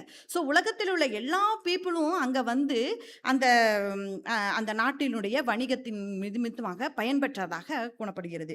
அது இல்லாமல் அங்கே நிறைய மதங்கள் அனுசரிக்கப்பட்டது, நிறைய சிலைகள் இருந்தது. பார்த்தீங்கன்னா அந்த தெய்வங்களுடைய பெயர்கள், கலைக்கும் இசைக்குன்னே ஒரு தனியாக தெய்வம் வச்சுருக்காங்க. அப்பல்லோ அப்படின்னு சொல்லி ஒரு தெய்வத்தை வச்சுருக்கிறாங்க. ஞானத்துக்கும் போர் தந்திரத்துக்கும் அத்தேனா அப்படின்ற ஒரு தெய்வத்தை அவங்க கும்பிட்டுருக்காங்க. காதல் தெய்வம்னே ஒரு தெய்வம் வச்சிருக்கிறாங்க, அஃப்ரோடைட்டி அப்படின்னு சொல்லிட்டு ஒரு தெய்வத்தை வச்சிருக்காங்க. அப்புறம் எகிப்திய தெய்வத்தையும் அவங்க பின்பற்றியிருக்காங்க. அந்த தெய்வத்தினுடைய பேர் ஐசிஸ். அப்புறம் அந்த இடத்துல வந்து ப்ராஸ்டியூஷன், விபச்சாரம் வந்து லீகலைஸ்டு, சட்டத்திற்குட்பட்டதாக இருந்தது. 1000க்கும் மேற்பட்ட தேவதாசிகள் இருந்தாங்க. எதுவுமே தேவனுக்கு பிடிக்காத காரியம். எல்லாமே பிடிக்காத காரியங்கள் நிறைந்திருக்கிற அந்த பட்டணத்திற்கு பவுல் வருகிறார். பவுல் அதற்கு முன்னே சென்ற பட்டணத்தில் அவர் இனிமையான நிகழ்வுகளை சந்திக்கவில்லை. அநேக முறை அடிக்கப்பட்டார், அநேக முறை துன்புறுத்தப்பட்டார், அநேக முறை சிறையில அடைக்கப்பட்டார், அநேக முறை எதிர்ப்புகளை சந்தித்தார். கசப்பான நினைவுகளோடு கூட தான் இந்த பாவப்பட்ட அந்த நகரத்திற்கு வருகிறார். அங்கே அவர் சும்மா இருக்கவில்லை. அந்த ஜனங்களை கண்டு அவர் பரிதபிக்கிறார். இந்த ஜனங்களுக்கு என்னுடைய இயேசுவை நான் கொண்டு செல்ல வேண்டுமே என்று அவர் நினைக்கிறார். அங்க உள்ள போனோன்னே எங்க பார்த்தாலும் வணிகம், எங்க பார்த்தாலும் விக்கிரகம், எங்க பார்த்தாலும் செல்வத்தின் பெருக்கு, ஒழுக்கக்கேடு. இதையெல்லாம் பார்த்து அவர் பயப்படவே இல்லை. இதையெல்லாம் பார்த்து அவர் மிரளவே இல்லை. விக்கிரகத்தை பார்த்து அவர் ஓடவே இல்லை. மாறாக தைரியமாக இயேசுவே கிறிஸ்து, அவர் மாத்திரமே உலக இரட்சகர், அவரால் மாத்திரமே நமக்கு விடுவு காலம் உண்டு அப்படின்னு சொல்றத அழுத்தம் திருத்தமாக அவங்க பதிவு பண்றாரு. அப்ப அவருக்கு அங்க ஃப்ரூட் கிடைச்சிச்சா?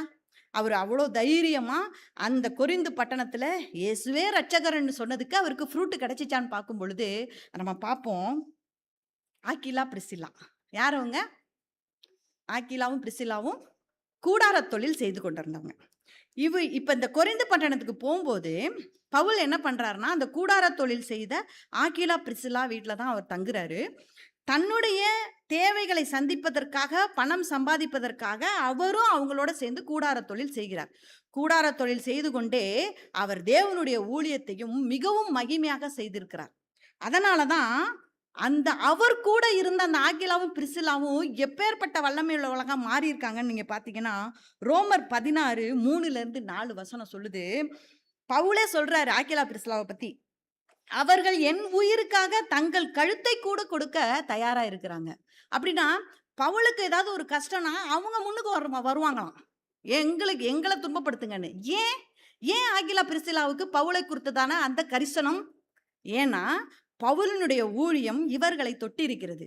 இந்த மனிதன் அநேகரை கிறிஸ்துவுக்குள்ளாக வழி நடத்துகிறார். இவருடைய தேவை இந்த உலகத்திற்கு மிகவும் தேவை என்பதை அந்த ஆக்கிலாவும் பிரிசில்லாவும் அவர் செய்த ஊழியத்தை கூடவே இருந்து பார்த்ததின் நிமித்தமாக உணர்ந்திருந்ததால அவருக்கு ஒண்ணுனா இவங்க தங்கள் கழுத்தை கூட கொடுக்க முன் வந்திருக்காங்க. ஒண்ணு. ரெண்டாவது, இதே ஆக்கிலா பிரிசில்லா என்ன பண்றாங்கன்னா, அப்போஸ்தலர் 18:24-26 இந்த இது இருக்கு. இவங்க அப்பல்லோ அப்படின்ற ஒருத்தருக்கு தேவனுடைய மார்க்கத்தை அதிக திட்டமாய் போதித்தார்களாம். யார் இந்த அப்பல்லோ? தேவனை தெரியாதவரா? அவரை பற்றி வேதம் சொல்லுகிறது, அவர் சாதுரியவானும் வேதத்தில் வல்லுனருமா இருந்தாராம். யாரு? அப்பல்லோ. வேதத்தில் வல்லுனராய் இருந்த அந்த அப்பல்லோவுக்கு சாதாரண கூடார தொழில் செய்து கொண்டிருந்த ஆக்கிலாவும் பிரிசில்லாவும் என்ன செய்யறாங்களாம்? போய் தேவனுடைய மார்க்கத்தை திட்டமும் தெளிவுமா அறிவிக்கிறாங்களாம். அப்பேற்பட்ட ஒரு வேத சாதுரியவானுக்கே வேதத்தை சொல்லி கொடுக்க அறிக்கைக்கு ஆக்கிலாவையும் பிரிசில்லாவையும் மாற்றினது யாரு? கூடவே தங்கியிருந்த பவுலினுடைய பிரசங்கம். அந்த மூன்றாவதும் நம்ம அந்த ஆக்கிலா பிரிசில்லாவைய பத்தி பார்ப்போம். 1 கொரிந்தியர் 16:19 சொல்றாங்க, அந்த ஆக்கிலா பிரிசில்லா வீட்டில் விசுவாசிகள் கூடினதாகவும் அந்த வீடு ஜெப வீடாகவும் இருந்ததாக சொல்றாங்க. அவங்க இந்த பவுலுடைய ஊழியத்தினால தொடப்பட்டு தங்களுடைய வீட்டையே ஜெப வீடாக கொடுத்துருக்காங்க. அப்ப எத்தனை பேர் அந்த இடத்துக்கு வந்திருப்பாங்க? எத்தனை பேர் அற்புதங்களை ருசித்திருப்பாங்க? எத்தனை பேர் தேவனுடைய செய்தியை கேட்டிருப்பாங்க? அந்த பவுல் பற்ற வைத்த அந்த ஆக்கிலா பிரிசில்லாட்ட பற்ற வைத்த அந்த நெருப்பு எத்தனை பேர்களுடைய வாழ்க்கையை அது பைபிள்ல பதிவு செய்யப்படாவிட்டாலும் நம்மளால் உணர முடிகிறது. ஒரு ஜெப வீடாகவே அந்த வீட்டை அவர்கள் நடத்தி இருக்கிறார்கள் அப்படின்னு நம்ம பார்க்கும்போது அவர்களுடைய மாற்றம் பவுலினால் மிகப்பெரியதாக இருந்திருக்கிறது. அடுத்து பவுலுக்கு இன்னொரு ஃப்ரூட் என்ன கிடைச்சிருக்கு அப்படின்னு பார்த்தீங்கன்னா, கிறிஸ்பு என்ற ஜெப ஆலய தலைவன் தன் குடும்பத்தாரோடு கூட ஞானஸ்தானம் பெற்று இயேசுக்குள் வந்ததாக பறைகிறது. ஒரு ஜெப ஆலய தலைவனையே அவருடைய பிரசங்கம் மாற்றிவிட்டது. அந்த கொரிந்துவிலே அவருக்கு ஒரு ஜெப ஆலய தலைவனை தேவன் ஃப்ரூட்டாக கொடுத்தார். அது மட்டும் இல்லாமல் அப்போஸ்தலர் 18:8 அநேக கொரிந்தியர்கள் விசுவாசித்து ஞானஸ்தானம் பெற்றார்கள். ஸோ அப்போ வல்லமையாய் இந்த பவுல் ஊழியம் செய்ததின் நிமித்தம் ஆக்கிலா பிரிசில்லா தொடப்பட்டார்கள். அந்த ஆக்கிலா பிரிசில்லாவினாலே அநேக மக்கள் தொடப்பட்டார்கள். ஜெப ஆலய தலைவனாகிய கிறிஸ்பு தொடப்பட்டார். இன்னும் அநேக கொரிந்தியர்கள் விசுவாசித்தார்கள் அப்படின்னு சொல்லி நம்ம பார்க்குறோம். அப்ப இப்ப நமக்கும் கூட நம்ம இப்ப கொரிந்து பட்டணம் மாதிரி உள்ள ஒரு பட்டணத்துல தான் நம்ம வாழ்ந்துகிட்டு இருக்கிறோம் அப்படின்றது மறுக்க முடியாத உண்மை. ஏன்னா நிறைய வணிகம் இருக்கு, நிறைய விக்கிரகம் இருக்கு, நிறைய செல்வப்பெருக்கு இருக்கு, நிறைய ஒழுக்கக்கேடு இருக்கு. நம்ம அதை கண்டிப்பா ஒத்துக்கிட்டு தான் ஆகணும். அப்ப நம்முடைய ஊழியம் எப்படி இருக்கணும் அப்படின்னு சொல்லி பார்த்தீங்கன்னா, இப்ப நம்ம அந்த ஊழியம் செய்யறதுக்கு முதல்ல அப்ப என்ன பிரச்சனைகள் நமக்கு முன்னாடி இருக்குது அப்படின்னு நம்ம பார்க்கணும். முதலாவது பார்த்தீங்கன்னா, இப்ப நவீன காலத்துல ஒரு நவீனமான ஒரு கருத்து உலவுதுங்க. எம்மதமும் சம்மதம். எல்லாருமே பார்த்தீங்கன்னா, எல்லா தெய்வத்தையும் ஒரே இடத்துல வச்சு எல்லாருமே ஆராதிக்கிறாங்க. கேட்டா சமூக ஒருமைப்பாடு அப்படின்னு சொல்றாங்க. அப்ப அந்த இடத்துல நான் என்ன செய்யணும்? இயேசு கிறிஸ்துவே இரட்சகர் அப்படின்னு சொல்லி நான் அந்த இடத்துல போய் நின்னேன்னா, என்னை என்ன சொல்லுவாங்க? சமூகத்துக்கு விரோதி இவன். நாங்கள்லாம் எல்லா மதக்காரங்களும் சேர்ந்து ஒற்றுமையா இருந்து இந்த உலகத்தை நடத்தலாம் நாங்க பார்க்குறோம். இவங்க வந்து இயேசு கிறிஸ்துவே இரட்சகர்ன்னு சொல்லி சொல்றாங்களே, அப்ப ஆப்வியஸ்லி இவங்க யாரு? சமூக விரோதி அப்படின்னு சொல்லி நம்ம ஊழியம் செய்ய போகும்போது முத்திரை குத்தப்படுறோம். இன்னொன்னு, நேரம் இல்லை. நம்முடைய குடும்ப வாழ்க்கைக்காக, நம்முடைய பிள்ளைகளின் எதிர்காலத்துக்காக நம்ம ஓடிக்கொண்டே இருக்கிறோம். இப்ப காலையில பைபிள் வாசிக்க கூட டைம் இல்லாம நம்ம ஓடுறவங்க எத்தனையோ பேர் இருக்கிறோம். ஈவினிங் வந்து அவருடைய நடத்துதலுக்கு நன்றி சொல்லக்கூட முடியாமல் அப்படியே டயர்ட்ல படுத்து தூங்கிடுறோம். இதுல என்னுடைய ஆத்துமாவையும் என்னுடைய குடும்பத்தையுமே நான் வந்து பார்க்க முடியாத நேரத்துல நான் எப்படி அடுத்தவங்களுக்கு போய் நான் சுவிசேஷத்தை சொல்ல முடியும்? இதுதான் நம்மளுக்கு இருக்கிற மிகப்பெரியதான பிரச்சனை. இந்த கொரிந்து பட்டணம் மாதிரியான பட்டணத்துல தான் நம்ம வாழ்ந்துகிட்டு இருக்கோம். ஆனா நம்மளால போய் எப்படி அந்த விஷயத்த சொல்ல முடியும்? ஏன்னா என் குடும்பத்தை காப்பாத்தவே நான் ஓடிக்கொண்டிருக்கிறேனே, எனக்கு நேரமே இல்லையே. இன்னொன்னு, ஃபார்வர்ட் உலகத்துல வாழ்ந்துட்டு இருக்கோம். பாத்தீங்கன்னா, ஒருத்தன் காணா போயிருப்பான். இவன் காணா போயிட்டான், இவனை எங்கேயாவது கண்டுபிடிச்சா சொல்லுங்கன்னு ஒரு ஃபார்வர்ட் மெசேஜ் வந்திருக்கும். அவனை கண்டே பிடிச்சிருப்பாங்க, அவனுக்கு கல்யாணம் ஆகி குழந்தெல்லாம் பிறந்திருக்கும். ஆனால் நம்ம என்ன பண்ணுவோம்? அந்த அந்த செய்தியினுடைய உண்மை நிலை தெரியாமல் ஃபார்வர்ட் பண்ணிக்கிட்டே இருப்போம். இதே மாதிரி தான் பொய் போதகங்களும் மிக ஈஸியாக பரவி கொண்டிருக்கிறது.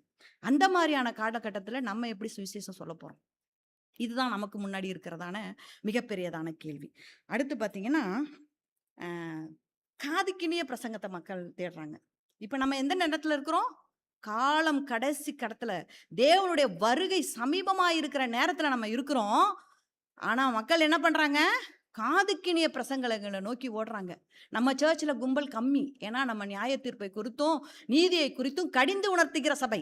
இந்த சபையில நமக்கு கும்பல் கம்மி.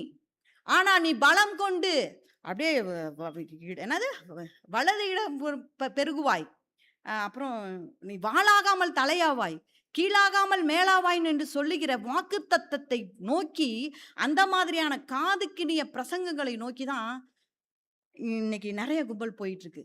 அங்க டான்ஸ் ஆடுறாங்க, பாட்டு பாடுறாங்க, வாலிபர்களை என்கேஜா வச்சுக்கிறாங்க. இந்த மாதிரியான காரியங்கள் எல்லாம் நோக்கி தான் போடுறாங்களே தவிர, இந்த உண்மையான சத்தியத்தை சொல்லக்கூடிய சபைக்கு வந்தா தூக்கம் வருதுன்றாங்க. இந்த சபை இந்த இந்த இதுல ஒரு எழுப்புதலே இல்லை. எழுப்புதல்னா என்ன? குதிச்சு ஆடுறது தான் எழுப்புதலா? அவங்களுடைய பார்வையில அப்படியாக மக்கள் மாற்றப்பட்டிருக்காங்க. இதுதான் அந்த கொரிந்து பட்டணத்துல இருந்த எல்லா பிரச்சனைகளும் நமக்கு முன்பாகவும் காணப்பட்டிருக்கிறது. அப்புறம் எல்லாத்துக்கும் மேல சாட்சி இல்லாத வாழ்க்கை. சர்ச்சில் இருக்கும்போது அப்படியே அக்கினி அபிஷேகத்தோட வெளியே போவோம். இன்னைக்கு போய் 10 பேர்ட்டையாவது நம்ம ஊழியத்தை செஞ்சு போடணுயா அப்படின்னு. ஆனா சாட்சி இல்லாத வாழ்க்கை, சோம்பல் வந்துடும். ஐயோ இப்பதான் டயர்டா இருக்கு, கொஞ்ச நேரம் தூங்கிட்டு போலாமே அப்படின்னு சொல்லி சாட்சி இல்லாத வாழ்க்கை. வாயில ஒன்று சொல்லுவோம், நம்ம வாழ்க்கை வந்து வேற வாழ்க்கை வாழுவோம். அப்ப தேவன் என்ன சொல்றாரு? நம்ம வெளிச்சத்தின் பிள்ளைகளா வாழும் பொழுது நம்மளுடைய வாழ்க்கையை பார்த்து மக்கள் என்ன செய்வாங்களாம்? பரலோகத்தின் தேவனை துதிப்பாங்களாம். அந்த வசனம் நான் எழுதி வைக்காம விட்டுட்டேன். அந்த வசனம் சொல்லப்பட்டிருக்குது. அந்த வெளிச்சத்தின் பிள்ளைகளா நம்ம வாழும் பொழுது நம்மளுடைய வாழ்க்கையை பார்த்து அநேக ஜனங்கள் தேவனை நோக்கி இவர் உண்மையான தெய்வம்னு சொல்லி சொல்லுவாங்களாம். அப்படியாக நம்ம வாழ்க்கை இருக்கிறதா? அப்படியாக இருக்கணும். நம்ம மனுஷிகம் தானே, நம்மளால முடியாது தானே அப்போ நம்ம என்ன பண்ணணும்? மறுபடியும் சரண்டர் தான். Total surrender to Jesus.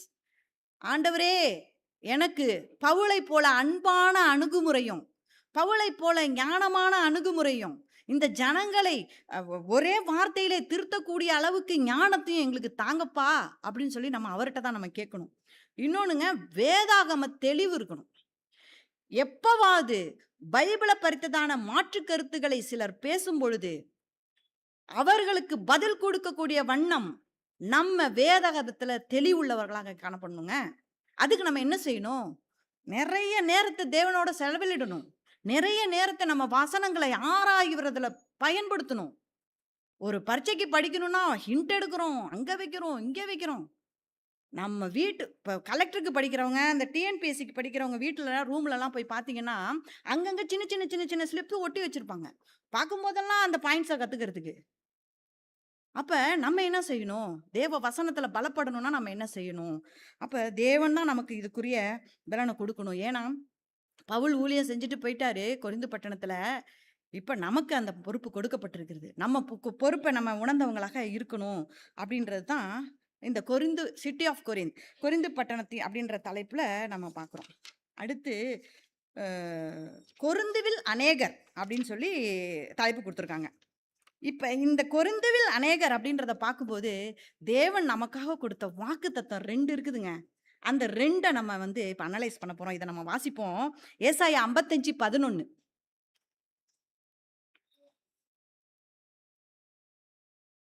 வாசிக்கிறீங்களா? ஏசாயா 55:11.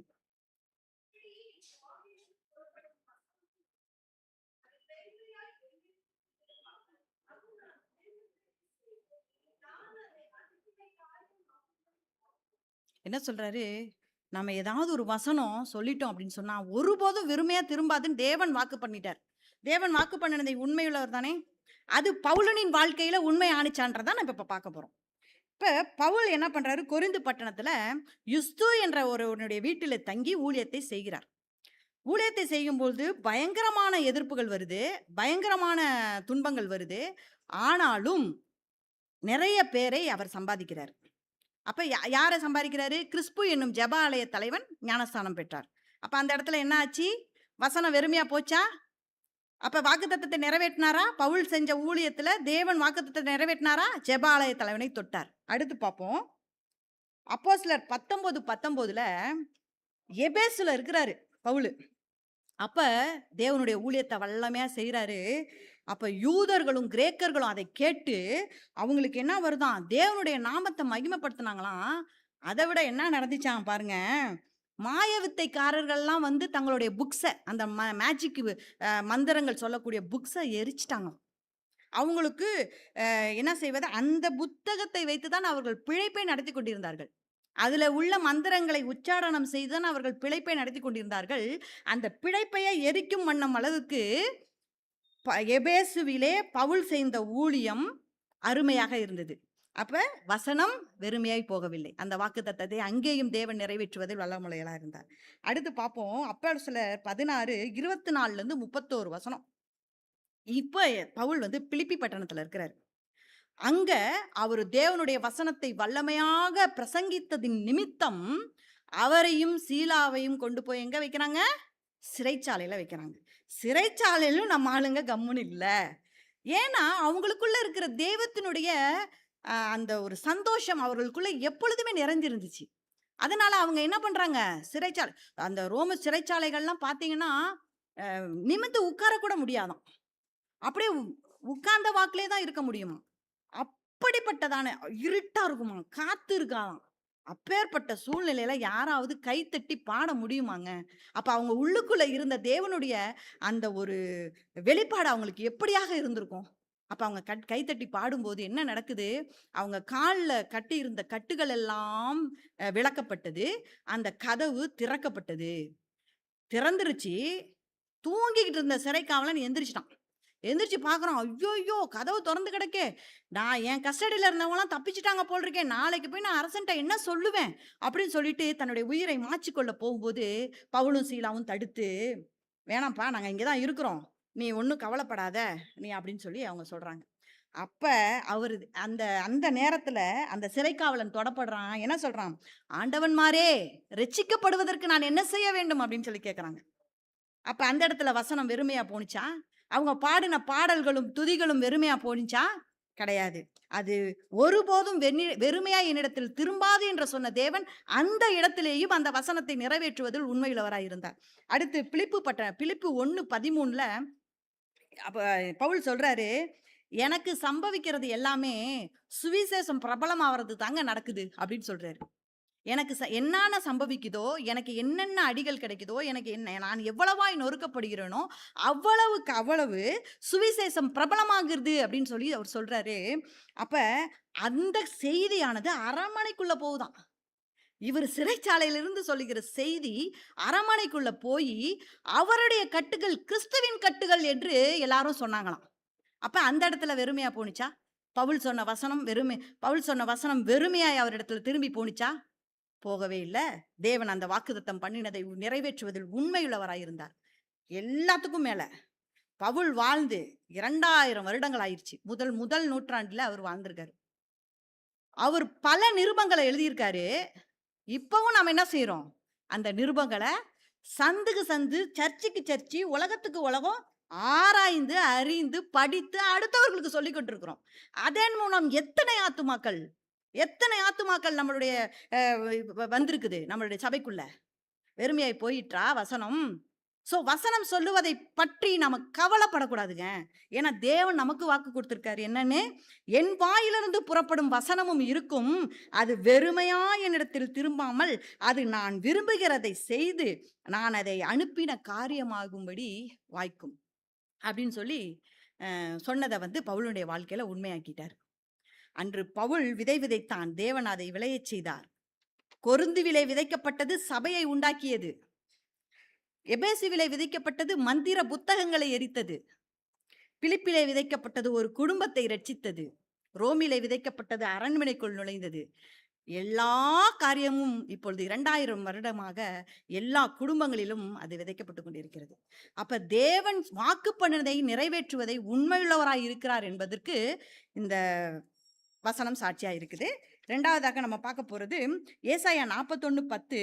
அதுல, நீ பயப்படாதே, நான் உன்னோடு இருக்கிறேன், திகையாதே, நான் உன் தேவன், நான் உன்னை பலப்படுத்தி சகாயம் பண்ணுவேன், என் நீதியின் பலக்கரத்தினாலே உன்னை தாங்குவேன்.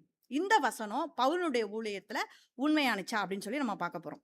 அப்ப என்ன அப்படின்னா, இவர் பெரையா பட்டணத்துல தேவனுடைய இதை சொல்றாரு, சுவிசேஷம் சொல்றாரு, எதிர்ப்பு. அத்தேனேக்கு வராரு, எதிர்ப்பு. கொரிந்துவிலையும் அதே நிலைமை. மனம் துவண்டு போறாரு.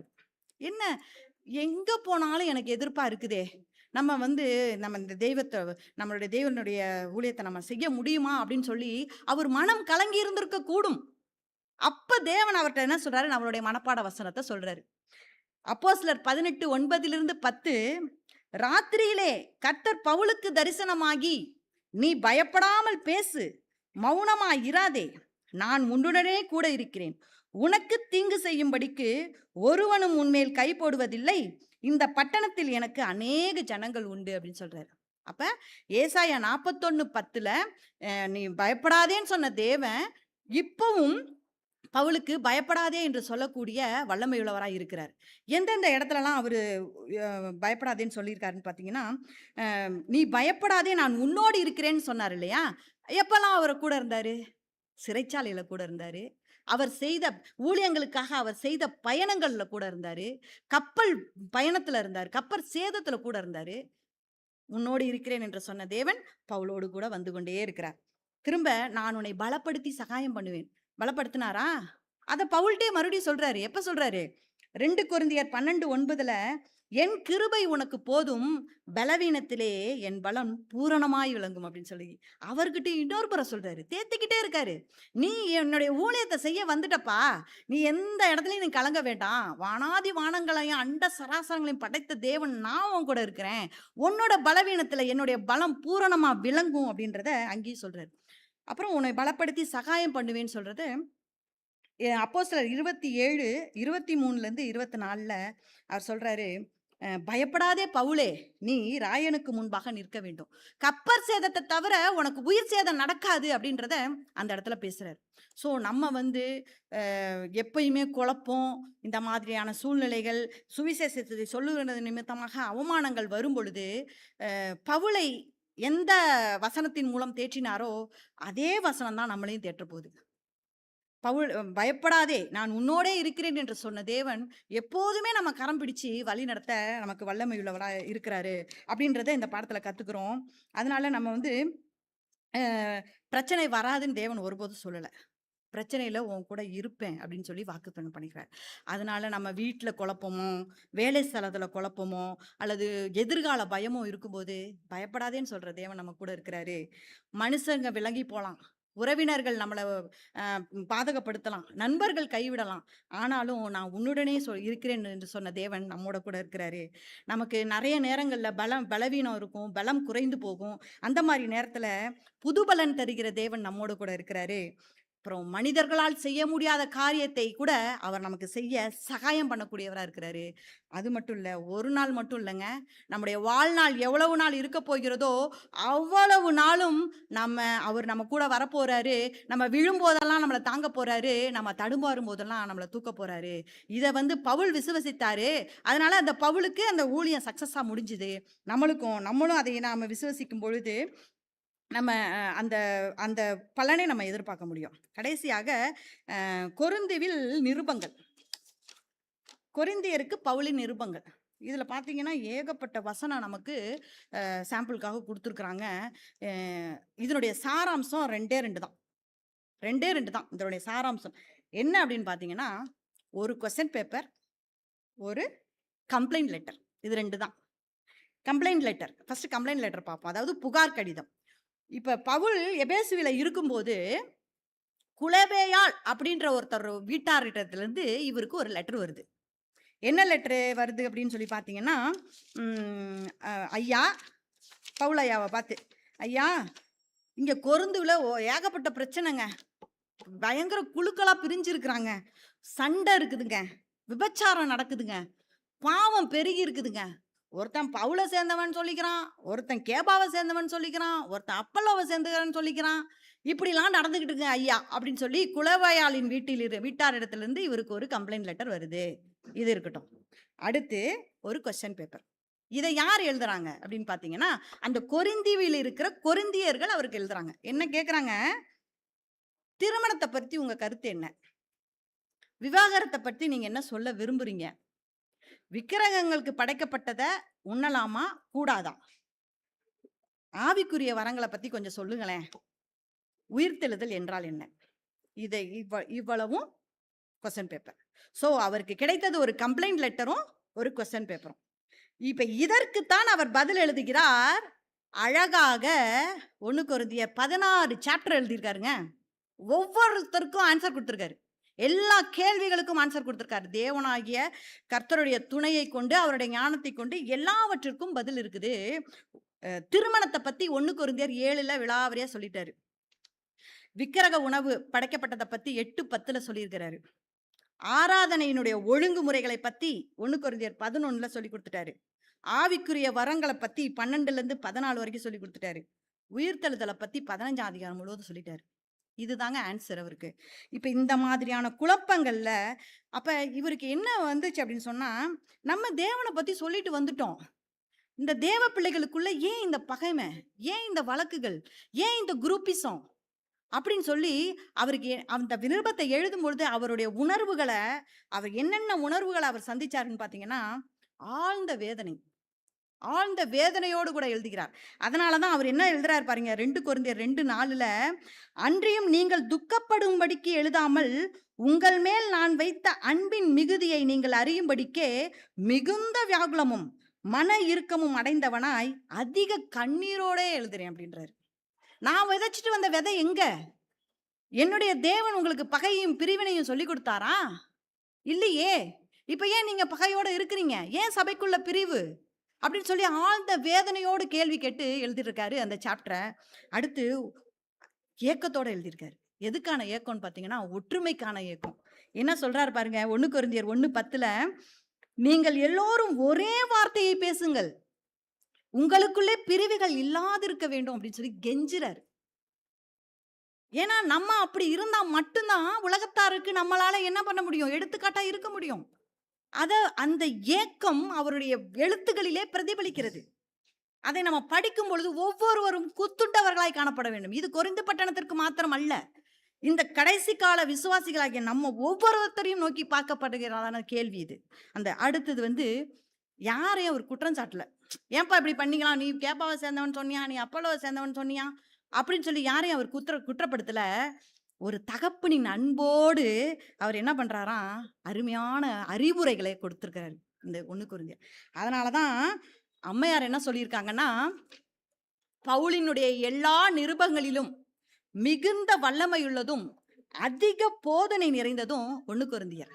ஏன்னா அது அன்பை போதிக்குது, ஆராதனையை பத்தி போதிக்குது, சபை கூடுதலை பற்றி போதிக்குது, குடும்ப வாழ்க்கையை பத்தி போதிக்குது, பரிசுத்தத்தை போதிக்குது, உயிர்த்தெழுதலை போதிக்குது. இது எல்லாமே நம்ம இப்ப வாழக்கூடிய விசுவாசிகள் எல்லாருக்கும் தேவை. அன்பு தேவை, ஆராதனை முறை தேவை, பரிசுத்த வாழ்க்கை தேவை, சபை கூடுதல் தேவை, உயிர்த்தெழுதலுடைய வல்லமையினுடைய அறிவு தேவை. இது எல்லாமே நமக்கு தேவைன்றதுனால அம்மையாரும் அதை தான் சொல்றாங்க. பவுலுடைய எல்லா நிருபங்களிலும் இந்த கொரிந்தியர் விசேஷித்த ஒண்ணு, ஏன்னா எல்லாருக்கும் அது பதில் கொடுக்குது அப்படின்னு சொல்லி. இப்ப நாம கடைசி காலகட்டத்துல நம்ம இருக்கிறோம். நம்ம என்ன பண்ணணும் அப்படின்னு சொன்னோம்னா, நம்மளும் பவுலை போல குடும்பத்திற்காக, ரட்சிக்கப்படாதவர்களுக்காக, நண்பர்களுக்காக அனுதினமும் நம்ம ஜெபத்துல ஒரு பகுதியை ஒதுக்கணும். நம்மளுக்காகவே நமக்கு ஜெபிக்க நேரம் இல்லைன்றது சாக்கு போக்கு. நம்மளுக்காகவே நமக்கு ஜெபிக்க நேரம் இல்லைன்றது சாக்கு போக்கு. இப்ப நம்ம என்ன கட்டத்துல இருக்கிறோம், நமக்காக ஜெபிக்க வேண்டிய கட்டத்துல நம்ம இல்ல. நம்ம அடுத்தவர்களுக்காக, அடுத்தவர்களுடைய ரட்சிப்புக்காக ஜெபிக்க வேண்டிய காலகட்டத்துல நம்ம இருக்கிறோம். அப்ப அதனால அடுத்தவங்களுடைய பாவத்தை பார்த்து நம்ம குறை சொல்லக்கூடாது. அவங்களுக்காக முழங்காலில் நின்று கண்ணீரோடு ஜெபிக்கணும். முழங்காலில் நின்று ஜெபிக்கிற ஜெபம் ஒருபோதும் வீணாய் திரும்பாது. அதை தான் இந்த வாரம் நம்ம பாடத்துல நம்ம பார்க்கிறோம். இப்ப பாத்தீங்கன்னா சுவிசேஷம் இந்த காலத்துல பவுல் வாழ்ந்தது 1ஆம் நூற்றாண்டுல, நம்ம வாழ்றது 21ஆம் நூற்றாண்டுல. இந்த 21ஆம் நூற்றாண்டுல சுவிசேஷம் நான் ஒருத்தருக்கு சொல்லணும்னா ஒரு கிளிக்ல நான் பண்ண முடியும். நான் சில வசனங்களை எனக்கு தொடப்பட்ட வசனங்களை ஒரு வாட்ஸ்அப் ஸ்டேட்டஸாகவோ, ஒரு யூடியூப் வீடியோவாகவோ, அல்லது ஒரு இன்ஸ்டாகிராம் ரீல்ஸாகவோ ஒரு கணத்துல என்னால சுவிசேஷத்தை நான் சொல்ல முடியும். வெளிநாடுகளில் வாழ்றவங்களுக்கு ஒரு சில மணி நேரத்திலேயோ ஒரு நாளிலேயோ நான் குறித்த நேரத்தில் அங்கே போய் சேர்ந்து என்னுடைய சுவிசேஷத்தை நான் சொல்ல முடியும். அல்லது ஒரு 1000 பேர் கூடியிருக்காங்களா, கடைசியில் உள்ளவங்க கூட கேட்கக்கூடிய அளவுக்கு என்னால் சுவிசேஷம் சொல்ல முடியும். அப்படியாக தொழில்நுட்பம் பெருகி இருக்கிற காலத்திலே நம்ம சுவிசேஷம் சொல்வது எளிதாக இருந்தாலும் அந்த சுவிசேஷத்தை சொல்லுவதற்கு தைரியமாக வராமல் இருப்பது தான் இப்போது கடினமாக இருக்கிறது 21ஆம் நூற்றாண்டிலே. ஆனால் பவுல் வாழ்ந்தது 1ஆம் நூற்றாண்டிலே. ஒரு தொழில்நுட்ப வசதியும் கிடையாது. ஒரு கிளிக்கிலாம் அவர் விசுவாசத்தை சொல்லிட முடியாது. அவர் சந்தைகளிலும் தெருக்களிலும் ஜெப ஆலயங்களிலும் போய் அவருடைய இயேசுனுடைய சுவிசேஷத்தை ஊரா போய் சொன்னாரு. வெளியூருக்கு போகணுமா, ஒரு பெரையா பட்டணத்திலிருந்து கொரிந்து பட்டணத்துக்கு போகணுமா, மாதக்கணக்கில் நாட்கணக்கில் நடந்து சென்றார். அது மட்டும் இல்லாமல் கப்பல்ல செல்றாரு. அப்ப கப்பல்ல தொழில்நுட்பம்லாம் கிடையாது. பாய்மர உதவியோட தான் அந்த கப்பல் போச்சு. அப்ப ஏதாவது ஒரு புயல் வந்துச்சுன்னா நம்ம குறித்த தேசத்துக்கு போக முடியாது. அது போய் எங்க சேர்க்குதோ அங்கதான் போக முடியும். குறித்த நேரத்துக்கு போக முடியாது. உயிர் பிழைப்போமா என்ற நிச்சயமில்லாத தனத்துல அவர் ஒவ்வொரு பட்டணத்துக்கும் சென்று ஊழியம் செஞ்சாருங்க. நம்மளால ஒரு கணப்பொழுதுல ஊழியத்தை செய்ய முடியும். நம்ம காரியத்தை முன்னெடுக்கிறோமா? இதுதான் இந்த பாடம் நமக்கு வல்லமையா படிக்க படிக்க படிக்க காரியங்கள் அருமையா நமக்கு விளக்கப்பட்டிருக்கு. நம்மளாம் ரொம்ப விலையேற பெற்றவர்கள். தேவன் நமக்கு இவ்வளவு காரியங்களை நமக்கு சொல்லிக் கொடுக்கிறாரு. ரொம்ப படிக்கும்போது நம்ம ஒண்ணுமே செய்யாம இருக்கிறோமே தேவனுக்காகன்னு மிகுந்த நொறுங்கி போகிற சிச்சுவேஷன்.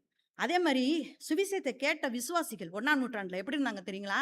இயேசு கிறிஸ்துவை பற்றி சொன்னாலே அடி, உத, சிறை, கொலை கூட பண்ணாங்க. அந்த சூழ்நிலையிலும் அவங்க என்ன பண்ணாங்களாம், வீடுகளிலும் பூட்டப்பட்ட வீடுகளிலும் குகைகளிலும் அவங்க செஞ்சாங்க. ஆனா நம்மள தேவன் எவ்வளவு ஆரோக்கியமா வச்சிருக்காரு. வெல் பில்ட் சர்ச், மெத்தை போன்ற சேர், திரையிலே பாடல் வரிகள், காதிலே ஒலிக்கும் ஒளிபெருக்கிகள், இவ்வளவு வசதிகளோடு இருந்தும் நாம் சுவிசேஷத்தை பெற்றுக்கொள்வதிலே நாம எவ்வளவு சுணக்கம் காட்டுகிறோம். என்பதை நம்ம இந்த இடத்துல நம்ம ஆராய்ந்து தெரிஞ்சுக்கணும். அதனால தான் கொரிந்தை போன்ற உலகத்தில் நம்ம வாழ்ந்தாலும் கொரிந்தியர்களை போல இருக்கக்கூடாது. பவுலை போல இயேசுவை மையமாக வைத்து வாழ வேண்டும். அது நம்மளால முடியாது, மனுஷ பலத்தினால முடியவே முடியாது. தேவனை நோக்கி நம்ம பார்த்து அதற்குரிய பக்குவத்தை எங்களுக்கு கொடுங்க ஆண்டவரேன்னு சொல்லி நம்ம ஜெபித்து பவுலை போல ஊழியம் செய்கிறவர்களாக நம்ம மாறணும்னு இயேசுகிட்ட கேட்போம்.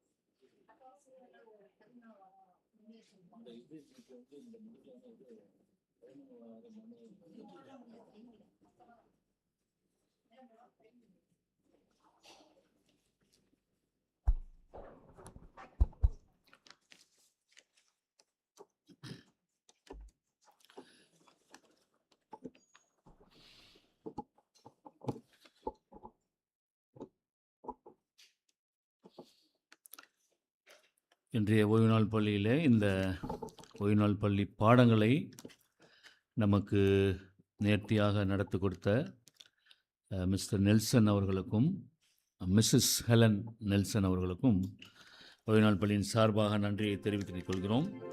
நாம் இந்த ஓய்வு நாள் பள்ளியிலே நாம் இன்று சேகரித்திருக்கும் காணிக்கையின் விவரம், சிறுவர்களுக்கான வகுப்பு 350 ரூபாய், வாலிபர்களுக்கான வகுப்பு 300 ரூபாய், பெரியோர் ஆண்களுக்கான வகுப்பு 630 ரூபாய், பெண்களுக்கான வகுப்பு 2645 ரூபாய். ஆக மொத்தம் நாம் இன்று சேகரிக்கும் காணிக்கை 3935 ரூபாய். காணிக்கை கொடுத்த ஒவ்வொரு பிள்ளைகளும் தேவன் தாமே ஆசீர்வதிப்பாராக. நாம் இந்த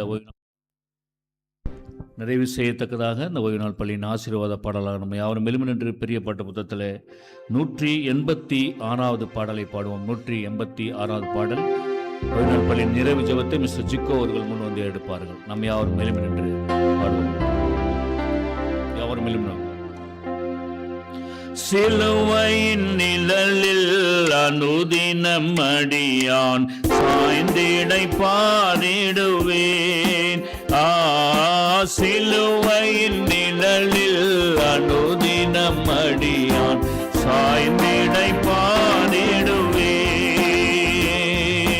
சிலுவையின் அன்பின் மறைவில் இருவையின் இனிய நிழலில்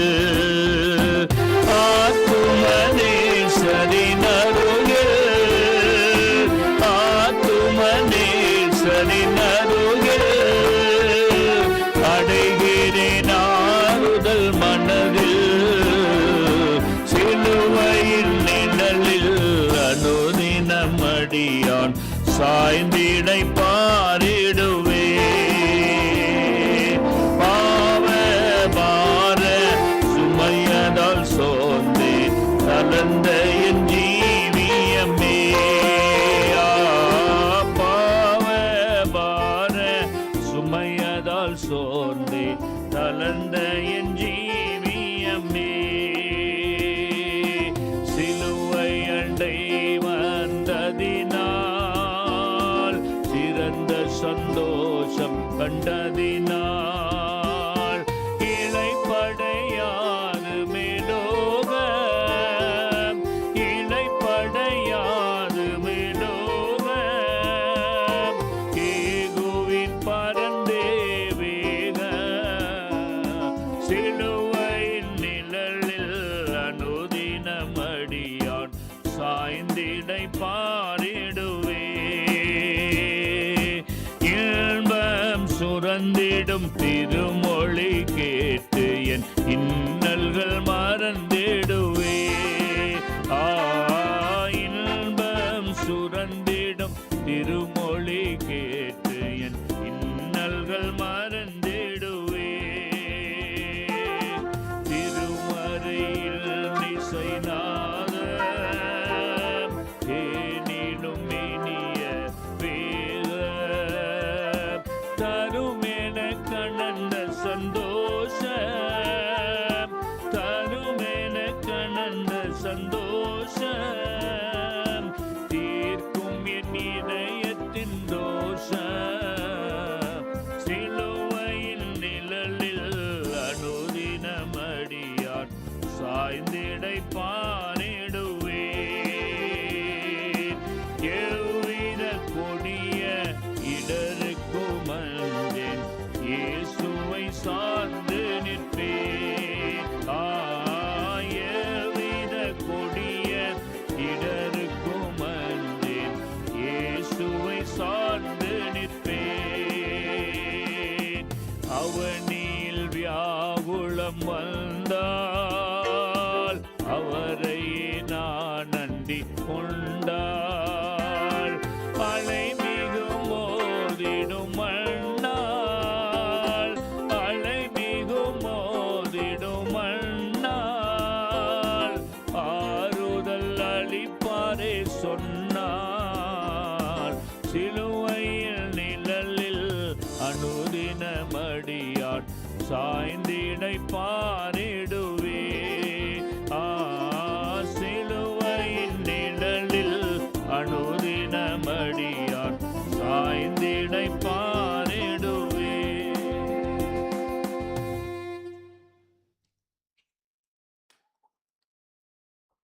ஜெபம் செய்வோம்.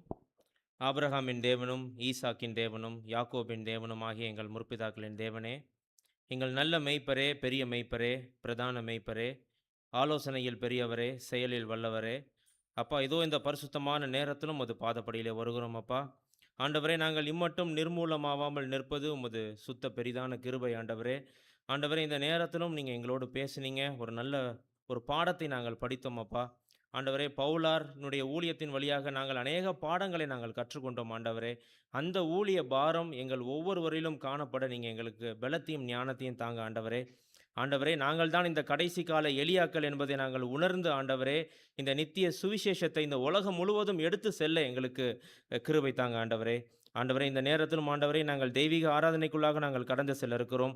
ஆண்டவரே, மகனை மறைத்து நீங்கள் வெளிப்படுங்க. ஆண்டவரே, ஆண்டவரே நாங்கள் கேட்கிற சத்தியங்களை நாங்கள் ஒரு காதில் வாங்கி மற்றொரு காதில் நாங்கள் விட்டுவிடாதபடிக்கு எங்களுடைய வாழ்க்கையிலே நாங்கள் இதை அப்பியாசிக்க கிருபை தாங்க. ஆண்டவரே, ஆண்டவரே நாங்கள் ஒரு உதட்டளவு கிறிஸ்தவர்களாக, ஒரு பெயரளவு கிறிஸ்தவர்களாக நாங்கள் வாழாதபடி எங்களுடைய அன்றாட வாழ்க்கையிலே நாங்கள் கிறிஸ்துவை பிரதிபலிக்கக்கூடிய கிறிஸ்தவர்களாக வாழ எங்களுக்கு பலத்தை தாங்க. ஆண்டவரே, கடைசி காலத்திலே வாழ்ந்து கொண்டிருக்கிறோம். ஆண்டவரே, நுட்ப நியாய விசாரணையிலே நாங்கள் நின்று கொண்டிருக்கிறோம். பாவ நிவாரண நாளிலே நாங்கள் நின்று கொண்டிருக்கிறோம். ஆண்டவரே என்பதை நாங்கள் உணர்ந்தவர்களாக மேலும் மேலும் எங்களுடைய வாழ்க்கையிலே நாங்கள் பரிசுத்தம் அடைய, பரிசுத்தமான ஒரு வாழ்க்கையை வாழ, பரிசுத்தமான ஒரு சிந்தனைக்குள்ளாக நாங்கள் கடந்து செல்ல ஆண்டவரே உம்முடைய வருகைக்கு அநேகரை நாங்கள் துரிதப்படுத்த கிருபை தர வேண்டும் என்று கர்த்தரும் மீட்பருமாகிய இயேசு கிறிஸ்துவினுடைய இன்ப இனிய நாமத்திலே கேட்கிறோம். ஜெபம் கேளும் எங்கள் ஜீவனுள்ள நல்ல தகப்பனே, ஆமென்.